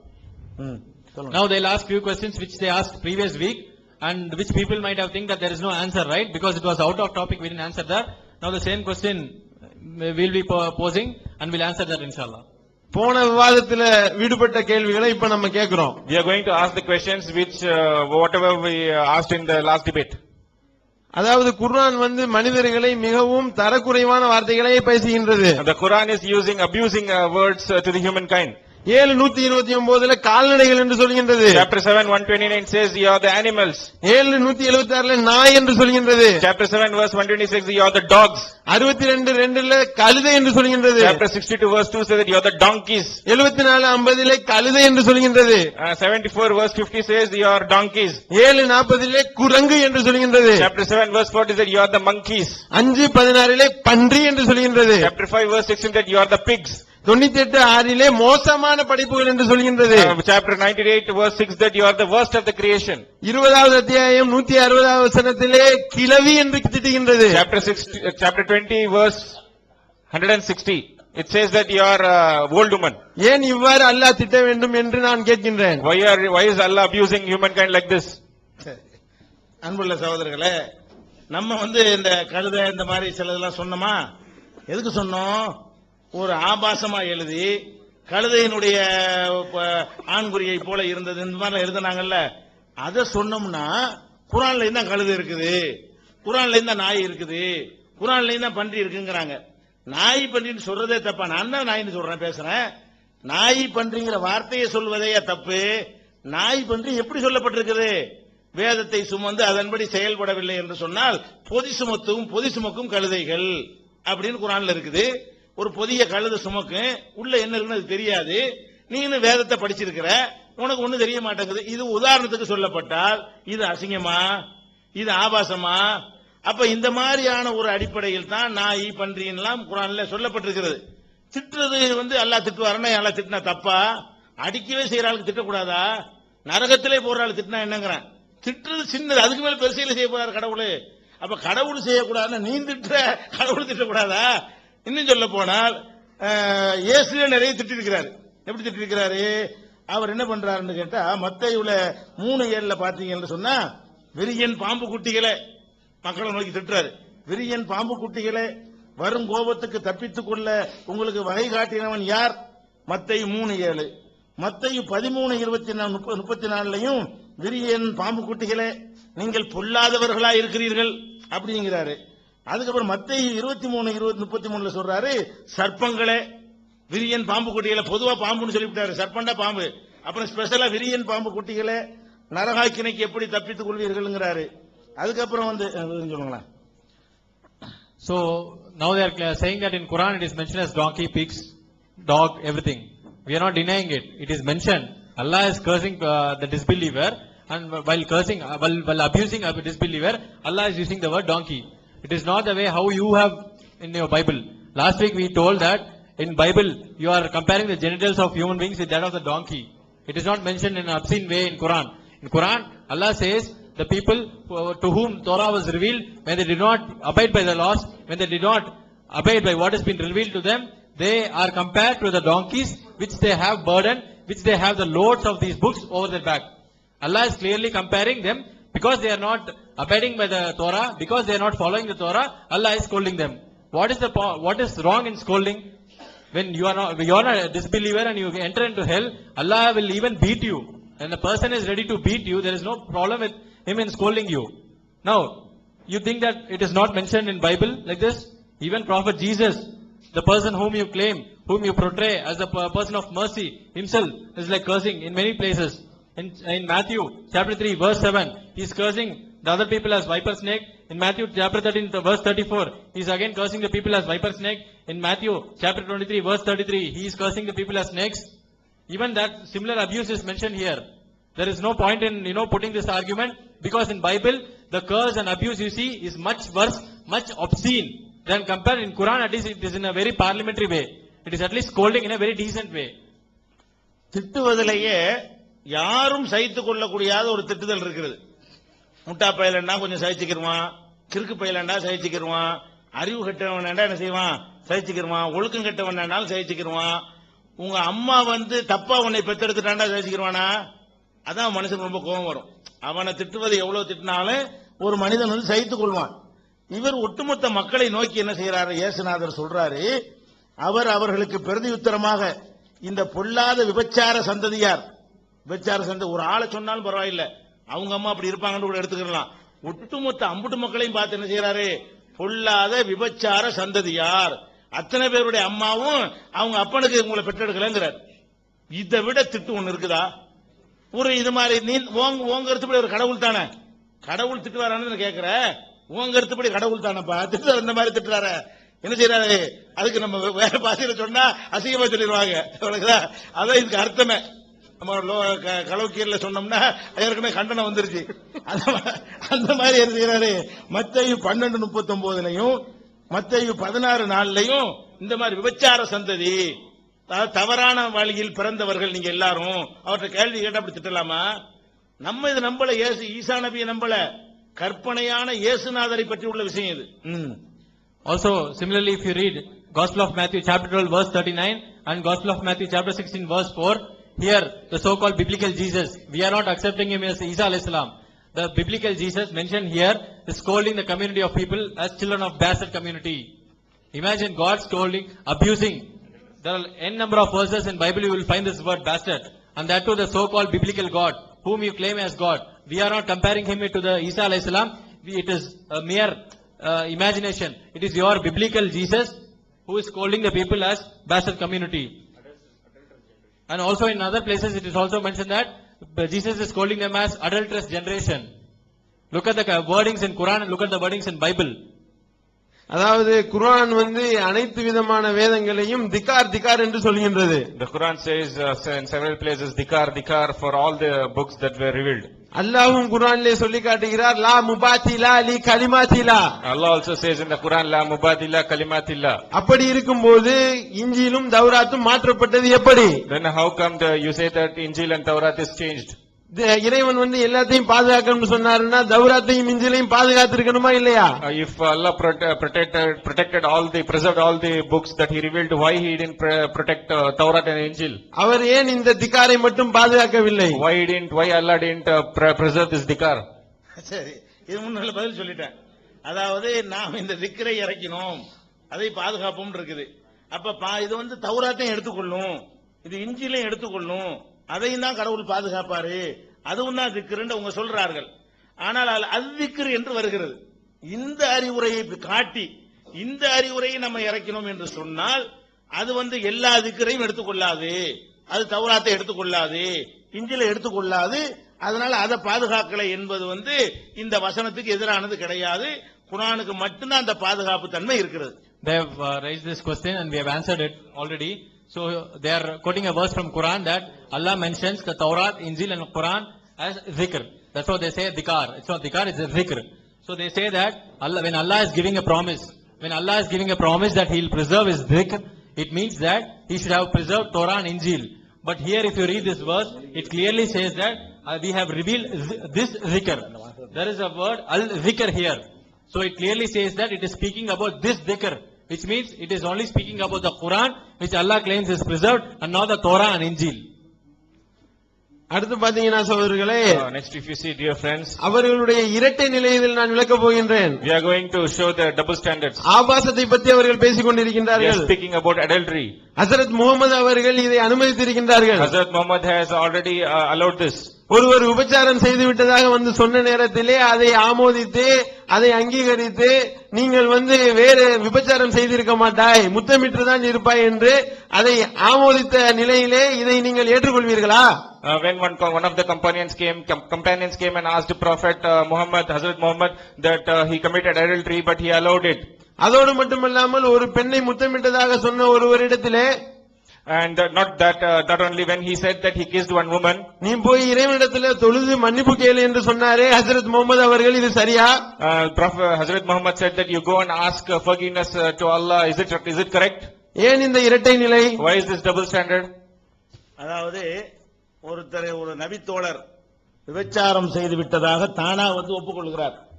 அப்ப நபிகள் நாயகம் ஸல்லல்லாஹு அலைஹி வஸல்லம் என்ன செய்யறாங்கன்னா, மரண தண்டனை கொடுக்கிற ஒரு குற்றமா இருக்கிறதுனால நடந்தது விபச்சாரம் அளவுக்கு நடந்து விட்டதா அல்லது அதுக்கு நெருக்கமான காரியத்தை செய்துவிட்டு இவர் தப்பா விபச்சாரம் என்று நினைத்து விட்டாரான்னு விசாரிக்கிறாங்க. ஏன்னா இல்லாட்டி மரண தண்டனை கொடுத்துடணும். அப்ப கேட்கறாங்க, நீ விபச்சாரம் நெசமா பண்ணியா அல்லது கையை தொட்டுப்பட்டு விபச்சாரம் நினைச்சுக்கிட்டியா, கண்ணால பார்த்துட்டு விபச்சாரம் நினைச்சியா அல்லது முத்தம் போட்டு விபச்சாரம் நினைச்சியான்னு கேட்கறாங்க. இல்ல நிஜமாவே விபச்சாரம் தான் செஞ்சேன், அவருக்கு தண்டனை நிறைவேற்றுறாங்க. இதை கேட்டதை வைத்துக் கொண்டு என்ன செய்யறாங்கன்னு கேட்டா, அப்ப முத்தமிட சொல்றாரு, முத்தமிடலாமா அப்ப அப்படின்ற மாதிரி கேட்கறாங்க. முத்தமிடுவதற்கு சட்டத்தில் தண்டனை இல்லை, அவ்வளவுதான். அந்த பெண்ணு வந்து கம்ப்ளைண்ட் பண்ணா தண்டிக்கலாம், என்னை வழக்கட்டாயம் பண்ணிட்டாங்க. முத்தமிடுற பண்ணி பார்த்துட்டு கேஸ் கொடுத்தீங்கன்னா உலக சட்டத்தில் அதுக்கு எந்த தண்டனையும் கிடையாது என்பதற்காக அதை விட்டாங்க. ஒரு தோழர் வந்து கேட்டாரு, முத்தமிட்டுட்டு நான் பாவம் செஞ்சுட்டேன் உணர்ந்து வர்றாரா, சரி தொழுது விட்டு அல்லாட்ட மன்னிப்பு கேளுங்கிறாங்க. செய்யாதுன்னு நடத்தும், அதுக்கு வேற என்ன செய்ய தொடர்ந்து செய்யு சொன்னாங்களா? அப்படி முத்தமிட்டியா, தொழுது போய் மறு இன்னொரு பொம்பளை கட்டிப்பிடி அப்படியே சொன்னாங்க. நீ போய் தொழுதுட்டு அல்லாட்ட மன்னிப்பு கேளு, இனிமே செய்யாத. இந்த மாதிரி தப்பு ஒருத்தர் செஞ்சுட்டான்னு சொன்னா கண்டிச்சிட்டு இனிமே செய்யாத, அல்லாட்ட மன்னிப்பு கேட்டுக்க அப்படின்னு சொல்வது எந்த வகையில போதனை தப்பான போதனை? அதே நேரத்தில் இத சொல்றாங்கல்ல, இயேசுநாதர் என்ன சொல்றாருன்னு கேட்டா எல்லாருமே விபச்சாரம் பண்ண ஆளுங்கிறாரு. இதே மாதிரி ஒரு கேஸ் அங்க இயேசுநாதர் காலத்துல ஒரு பெண்ணை விபச்சாரம் பண்ணதை கை மையமா பிடிச்சிட்டு வந்துட்டாங்க. அவங்க வேதத்துல என்ன இருக்கு, அவங்க நியாய பிரமாணத்துல அவங்கள கல்லால் எறிஞ்சு கொல்லணும்னு இருக்கிறது. அவங்க எதை தௌராத் என்று சொல்லிக் கொண்டிருக்கிறார்களோ அந்த புதிய பழைய ஏற்பாட்டில் கல்லால் எறிந்து கொல்லணும் இருக்கிறது. யூதர்கள்லாம் என்ன செய்யறாங்க, கல்லால் எரியணும்னு நிக்கிறாங்க. இயேசுட்ட என்ன செய்யலாம் ரபி சொல்லுங்க அப்படின்னு அவர் என்ன செய்றாரு, கல்லால தான் எரியணும், உங்களில் யார் அந்த விபச்சாரம் செய்யாமல் இருக்கிறீர்களோ அவர் போய் எரியட்டும் அப்படின்னு எல்லாம் விளைவிச்சான். ஒருத்தம் கூட நிக்கலையா? சரி இவராச்சும் எரிய வேண்டியதானே? அதாவது விபச்சாரம் செஞ்சாத ஆள் தான் கல்ல விட்டு எரியணும்னு சொன்னா சரி எல்லாரும் போயிட்டான், நான் ஒருத்தன் தான் அது அப்படி இல்லாத ஆளு அப்படின்னு ஒரு கல்லெடுத்து இப்ப நியாய பிரமாணத்தை நிலைநாட்ட வந்தேங்கிறாரு. நியாய பிரமாணத்தை அழிக்க வரல, நிலைநாட்ட வந்தேங்கிறாரு. தௌராத்துல ஓஞ்சொல்லுபடி தௌராத்துல பழைய வேதத்துல இந்த தண்டனையை நிறைவேற்றணும் இருக்கிறது. ஒருத்தனும் தகுதி இல்லையா, நான் செய்கிறேன் என்று வரலன்னா நீங்க அந்த இயேசுவின் மீது சந்தேகத்தை உண்டாக்குறீங்கள. முத்தமிட சொல்றது பெரிய விஷயங்கிறீங்க, இயேசு பயங்கர தப்பு செஞ்சாருல இதுக்கு அர்த்தம் கொடுத்துறீங்க. நாங்க சொல்லவில்லை, அதுதான் இதுக்கு அர்த்தம் ஆகுது. Now they are quoting another instance which happened during the companion. It is with one of the companion of Prophet Muhammad sallallahu alaihi wasallam. A companion voluntarily comes forward and says that he has committed adultery. Now he comes forward to Prophet Muhammad sallallahu alaihi wasallam, who is the final authority to decide on the Islamic laws. So he comes forward and says that now I have committed adultery, punish me. Now as per Islamic law, if a person has committed adultery, if a person has committed prostitution, he has to be stoned to death. So this is the Islamic law. Now when he comes forward and voluntarily saying that he has committed adultery, Prophet Muhammad sallallahu alaihi wasallam wanted to investigate this matter, because in Quran it also says that wala taqrabu zina, don't even go near zina. So Prophet Muhammad wanted to verify if this person really committed adultery, or if this person did not commit adultery, a smaller sin compared to that of adultery. So Prophet Muhammad is asking him, did you at least kiss and thought it as prostitution, so that you shall not be stoned to death? That doesn't mean that kissing a woman is allowed in Islam. Another instance, a companion comes to Prophet Muhammad sallallahu alaihi wasallam and he says that I have kissed a woman, give me punishment. So Prophet Muhammad sallallahu alaihi wasallam says that now go repent and go pray 2 rakats of namaz. So this doesn't mean that Prophet Muhammad recognized this. He did not authorize this. Prophet Muhammad knew that this is wrong, and that is why he is asking him to take tawbah from Allah subhanahu wa ta'ala and pray 2 rakats of namaz. So he is nowhere encouraging this. But alternatively, if you see the biblical Jesus, like we don't believe that biblical Jesus to be Isa alayhi salam, biblical Jesus, there is a similar case has been reported in the court of biblical Jesus. Now, the last week the Christian friends also quoted this verse from Deuteronomy, that it is available in the Old Testament that when a person commits adultery, he has to be stoned to death. They showed this verse. Now we are asking them, when people have gathered in front of biblical Jesus and they ask biblical Jesus that this woman committed prostitution, please punish her. So biblical Jesus says that you can punish her. Now all those who can stone her should be free of prostitution. Now nobody comes forward. Okay, forget about the community. Why didn't biblical Jesus come forward and stone? We are nowhere comparing biblical Jesus to Isa alayhi salam mentioned in Quran. Why did the biblical Jesus did not come forward and stone this female? That what are you trying to prove here? When you are saying that Prophet Muhammad sallallahu alaihi wasallam is allowing this prostitution, what about biblical Jesus, who himself didn't come forward and stone? What do you give meaning for this one? So this shows your double stand. And moreover, biblical Jesus, as you claim, has come to establish the commandments. It is in the commandment in the Old Testament that a person committing adultery should be stoned to death. Now why did biblical Jesus stone this person to death? Was he violating the commandments or was he following the commandments? தௌராத்தையும் இஞ்சிலையும் கொண்டு தீர்ப்பளிக்க வேண்டும் என்று அல்லாஹ் கூறுகின்றாரே, அப்பொழுது இருந்த தௌராத்தும் இஞ்சிலும் இப்பொழுது காணாமல் போய்விட்டதா? Allah says that you can judge with the Torah and the Injil, the Torah and Injil which existed, is it vanished? அப்ப ஏன் தௌராத்தையும் இஞ்சிலையும் கொண்டு அல்லாஹ் தீர்ப்பளிக்க சொன்னார்? Then why did Allah ask to judge with the Torah and the Injil? இதற்கு அருமையான PJ அவர்கள் பதில் சொல்வாரா? Can you please, respected PJ sir, can you answer this? இதுக்கு அந்த உரையிலே நம்ம பதில் சொல்லிட்டோம். முந்தின அமர்வுலயே தௌராத் இன்ஜீல் ரசூலுல்லாஹ் காலத்தில் இருந்தது, இப்ப இல்ல. இருந்தது, அதுக்கு அடையாளம் சொல்லப்படுது. இன்னென்ன வசனம் அதுல இருக்கணும், அந்த அடையாளங்களை தேடி பார்க்கிறோம். இவங்க வச்சுக்கிற பழைய ஏற்பாட்டிலையும் புதிய ஏற்பாட்டிலையும் இல்ல. அதனால அழிக்கப்பட்டுச்சுங்கிறமே தவிர நபிகள் நாயகம் காலத்துல இருந்துச்சு என்பதுதான் குர்ஆனுடைய கருத்து. அதான் எங்களுடைய கருத்தும். இப்ப இல்லை என்பதும் தெளிவுபடுத்தின விஷயம். So this has already been answered in the last week's debate itself. They are asking when Torah and Injil is not present, was it present during Prophet Muhammad or not? Because Allah says in Quran that you judge based on Torah and Injil. So we have already answered them that whatever Torah and Injil which was existing during the time of Prophet Muhammad sallallahu alaihi wasallam is not the one what the Christians claim to have now, the Old Testament and the New Testament. Because we quoted few verses from the Quran which describes the characteristics of Torah and Injil, and which these verses are missing in the so-called Bible now. So we don't believe that the Torah and Injil, what was revealed to Prophet Musa alayhi salam and Isa alayhi salam, is not the one what you have in your hands. பைபிளை எழுதியது மத்தேயு, mark, லூக்கா என்று இவர்கள் சொல்லிக் கொண்டிருக்கின்றார்கள். They said that the Bible was written by Mark, Matthew, Luke and John. Bible என்பது இயேசு அவர்களுக்கு அருளப்படவில்லை என்று இவர்கள் குற்றச்சாட்டு வைக்கின்றார்கள். They are accusing that the Bible was not revealed to Prophet Jesus. ஆனால் குர்ஆனை எழுதியது உஸ்மானும் அபூபக்கரும் சயீத் பின் சாபித் என்பதை போன்ற சஹாபாக்கள் தான் எழுதினார்கள். இவர்கள் ஏன் பெயரை மாற்றிவிட்டு இவர்களுடைய பெயரை குறிப்பிடாமல் ஏன் இப்படி பொய்யான வரலாற்றை மறைக்கின்றார்கள்? They are accusing just because of that. They said that the Quran, we also see that the Quran was written by the companions of the Prophet like Abu Bakr, Said bin Sabit and Usman. இயேசு அவர்கள் பைபிளை புதிய ஏற்பாட்டை பார்க்கவில்லை என்று குற்றச்சாட்டு வைத்தீர்களே. You say that you accused that the Bible was not written by Jesus. நபிகள் நாயகம் குர்ஆனை பார்த்திருக்கின்றார்களா? Has Prophet Muhammad seen the copy of the Quran ever in his life? கியாமத் நாள் வரை இதற்கு உங்களால் பதில் சொல்ல முடியுமா? Can you answer this till the day of the judgment? நிச்சயமாக பதில் சொல்ல முடியாது. இது உங்களுடைய இரட்டை நிலையை வெளிச்சம் போட்டு காட்டுகின்றது. Definitely you cannot answer. This shows your double standards. இவங்க வச்சுக்கிற பைபிளை இயேசு பார்த்ததே இல்லை என்பதற்கு நிறைய சான்றுகளை சொன்னோம். பார்த்தது இல்லைன்னு மட்டும் சொல்லல, பார்த்ததும் இல்லை கேட்டதும் இல்லை. ஆனா நாங்க வச்சுக்கிற இந்த குர்ஆனை நபிகள் நாயகம் ஸல்லல்லாஹு அலைஹி வஸல்லம் கேட்டிருக்கிறார்கள். ஏன் பார்க்கிறதுக்கு எழுத்து வடிவில் வரல, குர்ஆன் கேட்கிற விதமாக வந்தது.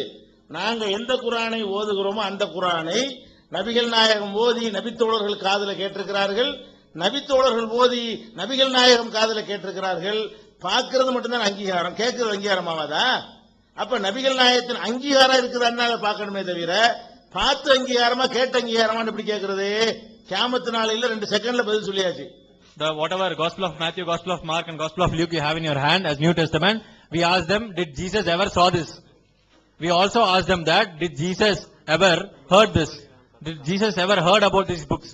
Now, whatever Quran we have, Prophet Muhammad sallallahu alaihi wasallam did not see the hard copy of this Quran because it was not revealed as hard copy.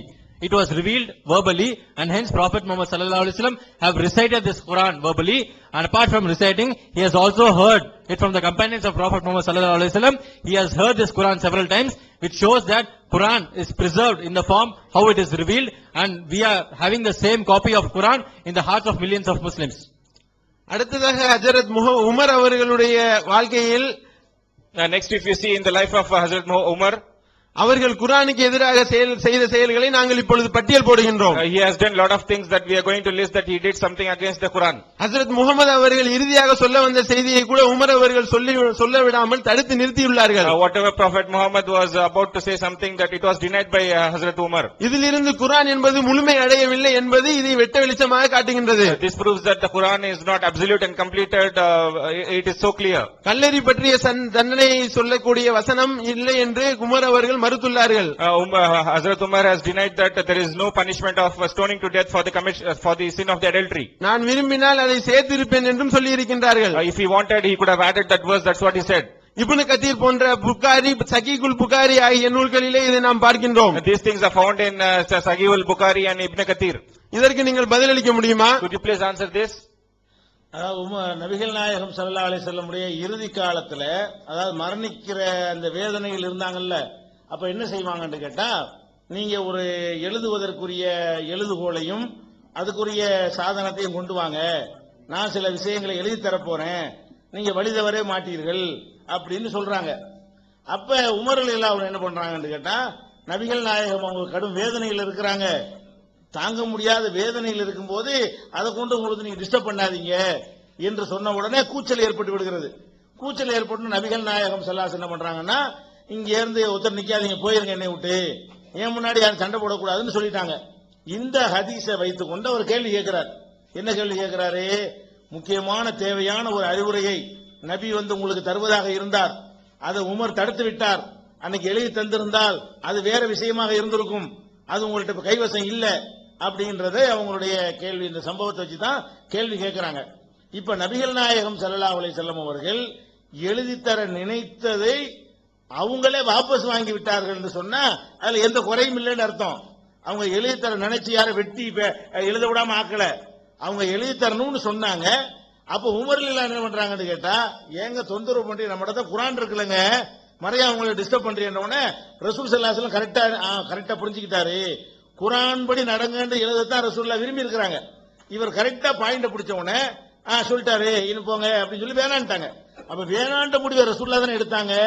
எழுத கையங்காலை கட்டி போட்டு எழுத விடாம ஆக்குனா தான் உமர் தடுத்தாருங்கன்னு அவர் ஒரு அட்வைஸ் யோசனை சொன்னாரு. நபிகள் நாயகம் ஸல்லல்லாஹு அலைஹி வஸல்லம் ஏற்றுக்கொண்டார்கள் என்று சொன்னால் மிச்சம் எதுவும் இல்ல, சொல்ல வேண்டியது கரெக்டா உமர் பிடிச்சிட்டாரு. குர்ஆன் போதும்ன்றதை குர்ஆன்ல உள்ள விஷயம் இருக்கும்போது ஏன் புதுசா என்ன எழுத போறாங்க? இதான் அதுக்கு அர்த்தமே தவிர இவங்க சொல்லக்கூடிய அர்த்தம் கிடையாது. உமர் விபச்சாரம் செய்தால் இந்த கல்லால் எரிந்து கொள்ளணும் என்கிற அந்த வசனம் குர்ஆன்ல கிடையாது. ஆனா அந்த தண்டனை இஸ்லாத்துல இருந்தது. அப்ப உமர்ல என்ன பண்றாங்கன்னு கேட்டா, இந்த வசனம் குர்ஆன்ல முந்தி இருந்தது, அதன் அடிப்படையில் ரசூல் ஸல்லல்லாஹு அலைஹி வஸல்லம் செயல்படுத்தினார்கள். இப்ப அது மாற்றப்பட்டு விட்டது, சட்டம் இருக்கிறது. நாளைக்கு குர்ஆன்ல இல்ல, அதனால நாங்க அந்த சட்டத்தை ஒப்புக்கொள்ள மாட்டோம் அப்படின்னு யாரும் சொல்லிவிடக் கூடாது என்பதற்காக நான் இதை உங்களுக்கு சொல்றேன். நான் விரும்பி இருந்தா இதை சேர்த்திருப்பேன் குர்ஆன்ல கூட, ஆனால் சேர்க்கல அப்படிங்கிறார். இதுல என்ன இருக்கு? ஒரு குழப்பம் இல்லையே. முன்னாடி ஒரு வசனம் இருந்தது, இறக்குன இறைவனை அதை மாற்றி விட்டான், சட்டத்தை மாற்றவில்லை. அதை சொல்லி காட்டுறாரு. சட்டத்துல இல்ல, குர்ஆன்ல இல்லங்கிறதுனால அந்த சட்டத்தை நீங்க மறுத்துறாதீங்க, அந்த சட்டம் உண்டு. ரசூலுல்லாஹ் ரஜ்மு செய்தார்கள், நாங்களும் செய்தோம், அந்த சட்டம் எப்போதும் உண்டு. நான் எனக்கு அதிகாரம் இருந்தா நானே சேர்த்திருப்பேன், எனக்கு அந்த அதிகாரம் இல்ல, அது போய் சேர்க்க முடியாது, அல்ல மாத்தினது போய் சேர்க்க முடியாது.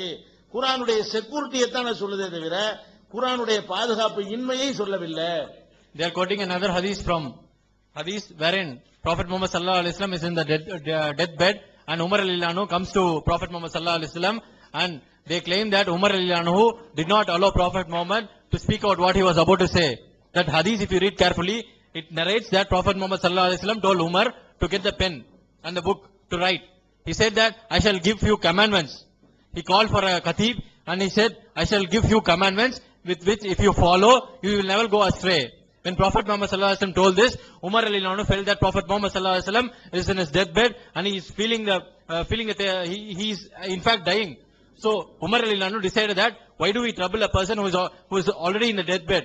So Umar radhiyallahu anhu takes a wise decision here and saying that already whatever you wanted to say Prophet Muhammad sallallahu alaihi wasallam, you have already told it to us in the form of Quran.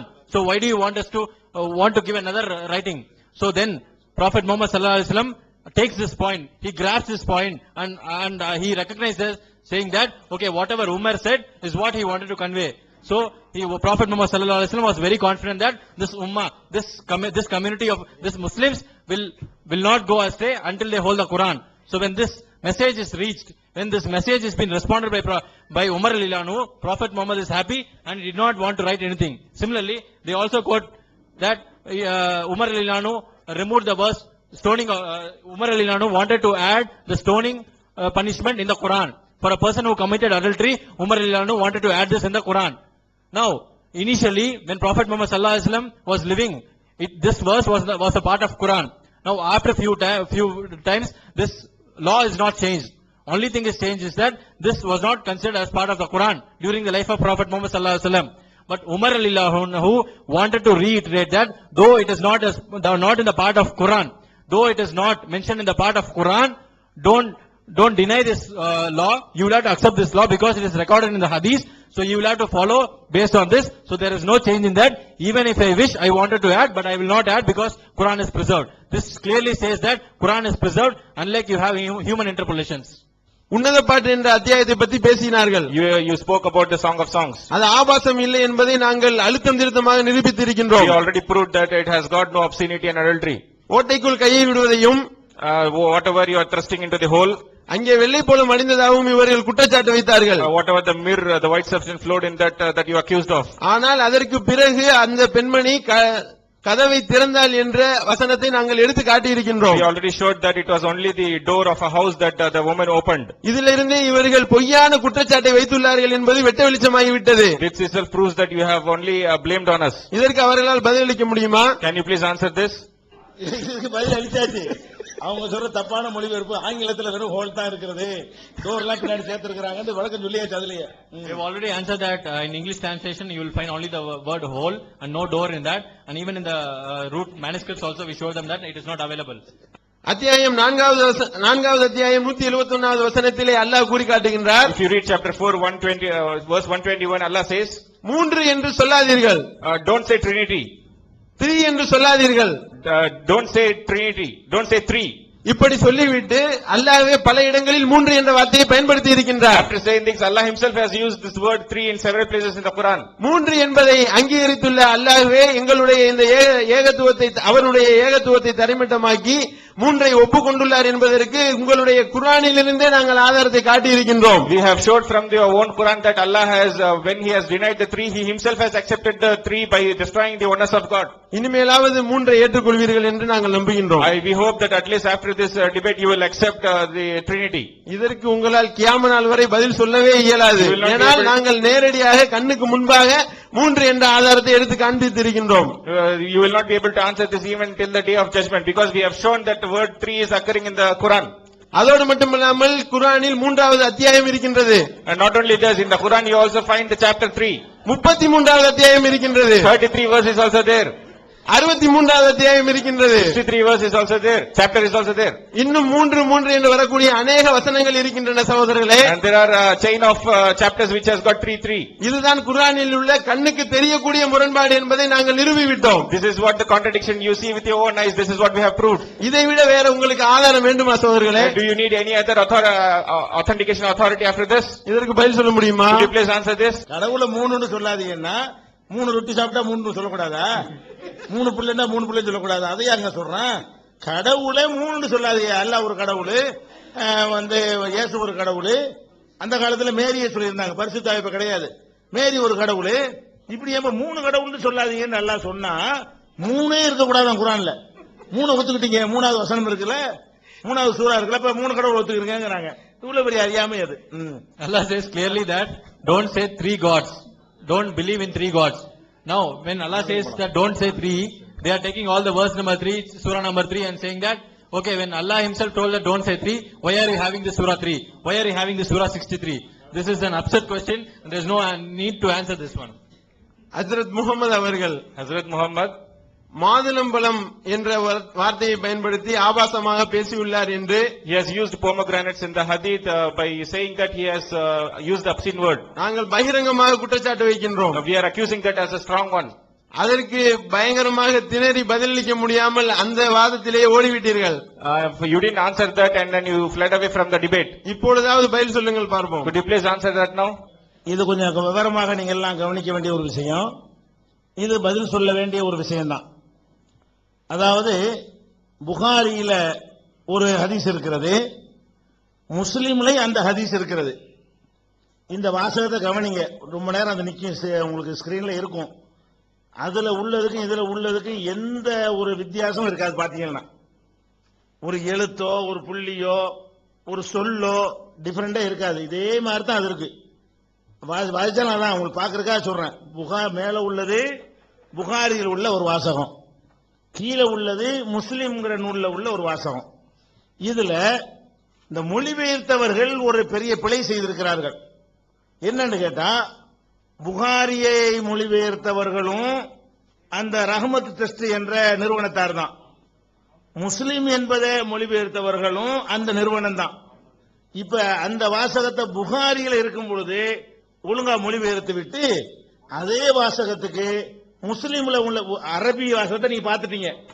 மொழிபெயர்ப்புனா அந்த சொல்லுக்கு அர்த்தம் செய்வதாக இருந்தால் ரெண்டுலையும் ஒரே மாதிரி இருக்கணும். அரபி ரெண்டும் ஒரே மாதிரி இருக்கா, தமிழ் ரெண்டும் ஒரே மாதிரி இல்ல பாருங்க. ஆனா இதை மொழிபெயர்த்தது ஒரே ஆள்க, வெளியிட்டது ஒரே நிறுவனம், ஒரே நிறுவனத்தில் ஒரே மொழிபெயர்ப்பாளர்களால் மொழிபெயர்க்கும் பொழுது அதுல என்ன செய்யறாங்கன்னு கேட்டா, அவளது இடைக்கு கீழே இரு மாதுளங்கனிகளை வைத்து விளையாடி கொண்டிருந்தார்கள். இடுப்பு கீழே இடைக்கு கீழே 2 மாதுளங்கனிகளை வைத்து விளையாடி கொண்டிருந்தார்கள்னா அது மாதுளங்கனியவே குறிக்குது. சரியா? அது விளங்கிறது. இவங்க என்ன பண்ணியிருக்கிறாங்க, முஸ்லீம்ல மொழிபெயர்க்கும் பொழுது மடியில் இருந்து இரு மாதுளங்கனிகளை தொட்டு எப்படி காட்டுறது, தொட்டு விளையாடி கொண்டிருந்தார்கள் ஒரு வார்த்தையை தொட்டுங்கிறதெல்லாம் சேர்த்திருக்கிறாங்க மொழிபெயர்ப்புல. இந்த முரண்பாடை வரும் பொழுதுதான் அவர் புகாரியில இருக்கிறத தான் சொன்னார். அந்த விவாதத்தில் அவர் என்ன சொன்னார்னு கேட்டா, புகாரியில சொல்லி வால்யூம் சொல்லி பக்கம் சொல்லி அந்த பாகம்லாம் சொல்லி இப்படி இருக்குன்னாரு. நாம புகாரியில இல்லைன்னு எடுத்து காட்டிட்டோம், அவருக்கு நிரூபிக்க இயலல. அப்புறம் என்ன சொல்றாருன்னா முஸ்லீம்ல இருக்குது அப்படிங்கிறாரு. அப்ப முஸ்லீம்ல இருக்குன்னு அப்ப சொல்லி இருந்தார்களே, முஸ்லீமை பார்த்து நினைச்சிருப்போம், அதுக்குரிய நம்ம ஆன்சரை கொடுத்திருப்போம். முஸ்லீம்ல இப்படி தப்பா முடிவு அந்த அவங்க சொல்ற அர்த்தம் அதுக்கு வராது, அவர் சொன்ன மாதிரியான அர்த்தம்லாம் வராது. இருந்தாலும் அப்படி ஒரு திணிக்கலாம். மாதுளங்கனிகளை தொட்டு விளையாடுறதுங்கிறது வைத்து விளையாடுவதற்கு பெரிய டிஃபரெண்ட் ஆகி போயிடும். தொட்டுனா வேற ஒரு இடத்துல இருக்குது, தொடுறது. வைத்துனா அவங்க கையில வச்சிருக்கிறாங்கன்னு ஆயிடுது. அப்ப அதுல அரபில இதே மாதிரி தான் இருக்குது. புகாரில எப்படி மொழிபெயர்த்தார்களோ இந்த வாசகம் தான் அரபி மூலத்தில் இருக்கிறது. இப்ப நம்முடைய ஆட்கள் ஏதாவது மிஸ்டேக் பண்ணா மட்டும்தான் இவங்க கேள்வி கேட்க முடியும் இதுல விளங்குறது. நம்ம ஒழுங்கா இல்லாம ஏதாவது ஒன்னு கொண்டு பண்ணிருந்தோம்னு வைங்க, அதை கொண்டாந்து கேட்பாங்க. இப்ப அறிவாளிகளுடைய வேலை என்ன, ஒரே அரபி வார்த்தைக்கு 2 விதமாக இப்படி போட்டார்களே ஆனால் அப்ப நேர்மையானவங்க என்ன செய்யணும்னா இதுல 2 சரியா இருக்காது, வெவ்வேறு அர்த்தம் தருது, ஒண்ணுதான் சரியா இருக்கும். அது எதுங்கிறத இன்னும் கொஞ்சம் ஆய்வு பண்ணி இன்னும் கொஞ்சம் விவரத்தை கேட்டு சிந்திச்சு பார்த்து அல்ல ஒரு யூனிவர்சிட்டிக்கு இதை அனுப்பி இதுக்கு அர்த்தம் செஞ்சுட்டாங்கன்னு கேட்டு அப்படி எது சரியா அதை ஏற்றுக்கொள்ற மாதிரி தான் வாதம் வைக்கணும். நான் ஒரு கடிதம் எழுதுறேன், அது 2 பேர் 2 விதமா மொழிபெயர்த்தீர்களே ஆனால் முரண்பட்டு போயிருந்தால் அது எது சரின்னு செக் பண்ணணுமா இல்லையா? அவங்கள்ட்ட அந்த நேர்மையின்படி அது நடக்கவில்லை. அரபியை பாருங்க, அது அரபி எடுங்கப்ப. அரபியில் என்ன இருக்குன்னா ஃபலக்கிய இம்ராத்தன், ஒரு பெண்ணை சந்தித்தார், மாஹா வலதானி லஹா, அந்த பெண்ணோடு அவளுடைய 2 குழந்தைகள் இருந்தார்கள். கல் ஃபஹதைனி, சிறுத்தையை போன்ற 2 குழந்தைகள் இருந்தார்கள். எல் அபானி, 2 பேரும் விளையாடி கொண்டிருந்தார்கள். மின் தகத்தி ஹசரிகா விரும்மானத்தைனி, இடுப்புக்கு கீழே 2 மாதுளங்கனிகளை வைத்து விளையாடி கொண்டிருந்தார்கள். மாதுளங்கனிகளை கொண்டு விளையாடி கொண்டிருந்தார்கள். பி ரும்மானத்தைனா மாதுளங்கனிகள் மூலம், மாதுளங்கனிகளை வைத்துன்னு போட்டிருக்காங்கல்ல, அந்த பீங்கிற வார்த்தைக்கு அதுதான் கரெக்டான அர்த்தம். அது புகாரில சரியா பண்ணிவிட்டாங்க. முஸ்லீம்ல பண்ணும்போது எதை பார்த்தாங்களோ என்ன கவனக்குறை மனிதனுக்கு வரும், அதுல வேற ஒரு அர்த்தம் வச்ச உடனே இவங்க வேற மாதிரி என்ன செய்யறாங்க, அதை கொண்டு திசை திருப்புறாங்க. நம்பர் 1 முஸ்லீம்ல அது இருக்குது, ஏன்னா பதிவு பண்ணி ஆகணும்ல. புகாரில் இருக்குன்னு காட்டினாங்க, அதுல பொய் சொன்னார்கள், இந்த பாகம் பக்கம் எல்லாம் பொய், அது நிரூபிச்சிட்டோம். முஸ்லீம்ல இருக்குங்கிறாங்க, முஸ்லீம்ல இருக்கிறது எடுத்து பார்த்தா என்ன இருக்குது, முஸ்லீம்ல இருக்கிறது. இப்ப அது போக இது ரசூலுல்லாஹ் சொன்னதா, புகாரில இருக்கிறது நிஜம், முஸ்லீம்ல இருக்கிறது நிஜம். ஒரு பொம்பளையில் ஒரு கூட்டமாக கூடி ஒவ்வொருத்தருடைய புருஷனும் என்ன மாதிரி நடந்தாங்கன்னு என்ன செய்யறாங்க, பல கணவன்மார்களை பத்தி பொம்பளைகளுக்குள்ள பேசிக்கிறாங்க. அந்த அவ புருஷன் இப்படி இருந்தான், இந்த இவ புருஷன் அப்படி இருந்தாண்டு, அப்படியான பெண்கள் பேசிக்கொண்ட ஒரு பேச்சில் இது வருது. நபிகள் நாயகத்தினுடைய அறிவுரையில் அவங்க சொல்லல, இது வரல. இது அந்த சொல்லுக்கு சொந்தக்காரால் யாரும் இல்ல, நபி இல்ல, முகமது நபியுடைய வாசகமே இது இல்ல. புகாரில் உள்ளது படிச்சாலும் அது முகமது நபி வாசகம் கிடையாது. அப்ப இதுல இந்த வாசகத்துக்கு ரசூல் ஸல்லல்லாஹு அலைஹி வஸல்லம் சொந்தம் இல்லைங்கும் போது அவங்க காலத்தில் உள்ள பெண்கள் கூடி பேசிக் கொண்டிருக்கும் பொழுது இந்த வார்த்தையை பயன்படுத்தினாங்கன்னு வந்தா அதுக்கு இந்த வார்த்தையை சொன்னா கூட தப்பு கிடையாது. அவங்களுக்குள்ள பேசிக்கிறது தானே, பொம்பளைங்க அவங்க மாதிரி பேசிக்கிறாங்க, அது மாதிரியான ஒரு பேச்சை தான் எடுத்துக்கொள்ள முடியும். அதனால இதுல ரசூலுல்லாஹ்வுக்கோ அல்லாஹ்வுக்கோ எந்த விதமான சம்பந்தமும் கிடையாது. ஃபர்ஸ்ட் விளங்கிக் கொள்ளணும். 2வது, மொழிபெயர்ப்பில் ஒருவர் செய்த தவறை வைத்து என்ன செய்யறாங்க, இவங்க ஒண்ணு கண்டுபிடிச்சு சொல்றாங்க, அது வஹி இல்ல, அது மார்க்கம் அல்ல. அந்த சொல்லுக்கு அல்லாஹ் ரசூல பொறுப்பாளி கிடையாது. அல்லாஹ் ரசூல் அல்லாதவர்களுடைய வாயிலிருந்து வந்த வார்த்தை, அதுல கரெக்டா இருக்குன்னு நம்ம சொல்ல மாட்டோம், நம்ம கொள்கை அதுதான். அதனால இந்த வாதம் என்ன செஞ்சிருது, அவங்களுடைய தவறான வாதம் நிரூபணமாகி விடுகிறது. ஆனால் அது முஸ்லீம்ல இருக்குன்னு சொன்னாங்க, அது உண்மை இருக்குது. ஆனா புகாரில இருக்குன்னு சொன்னாங்க, அது பொய், அது நிரூபிச்சிருக்கிறோம். Now, the most important claim what they put forward last week is that they said they quoted a hadith in Sahih Bukhari with different page numbers they have given, and finally we traced it to the hadith number 5189, wherein it speaks about the pomegranate. Two kids were lying beneath the hip of the female, and it was, they were holding pomegranates. They were playing with the pomegranates in their hand. Is what is the translation as mentioned in Sahih Bukhari. So whatever they claimed is wrong, number one. And there is another hadith in Sahih Muslim, hadith number 4481, wherein exact Arabic translation, if you see this word by word, the spacing between the words are ensured so that both are looking alike. There is no change in this Arabic text. So this is another hadith in Sahih Muslim, which is also having the exact Arabic text as that of Sahih Bukhari. But the problem here is the Tamil translation. In the Tamil translation, whenever it has been translated, these two are like two forms of same Arabic quotations. Same Arabic text is being translated, and in one of the book, Sahih Bukhari, the same trust which they released the book, they translated it according to the language. According to the language, word by word they translated, and it can be translated as two pomegranates. They were holding two pomegranates, whatever is marked in red. And in Sahih Muslim, the author has put an additional information like put in brackets that they were in the they were lying down. They were lying down and they were touching these two pomegranates. So see the difference. For the same Arabic text, they have put a wrong translation. So we hereby emphasize that whatever translation they have put in Muslim is because of the wrong translation, and it is not the content of the hadith. Now, for the sake of our argument, even if you claim this as obscenity, with all the obscene Bible verses we have been quoting, if you claim this as obscenity, now, as a Muslim, we are here to believe only in the Wahi. We are here to believe only in Allah and only in the sayings of Prophet Muhammad sallallahu alaihi wasallam. This hadith, if you see, is not the saying of Prophet Muhammad sallallahu alaihi wasallam. It is a chit-chat between the group of women during the time of Prophet Muhammad sallallahu alaihi wasallam. That few women, they gathered and they discussed this. Prophet Muhammad sallallahu alaihi wasallam never recognized this. Prophet Muhammad sallallahu alaihi wasallam never quoted this. This is not a part of advice from Prophet Muhammad sallallahu alaihi wasallam. So, even for the sake of argument, if we assume that there is an obscenity in this, though there is no obscenity, even for the sake of argument, if we believe that there is an obscenity in this particular hadith, it is not from that of Prophet Muhammad. It is not the sayings of Prophet Muhammad. Only it is a chit-chat between the group of women, and they were describing, and it is not the authority for us to decide.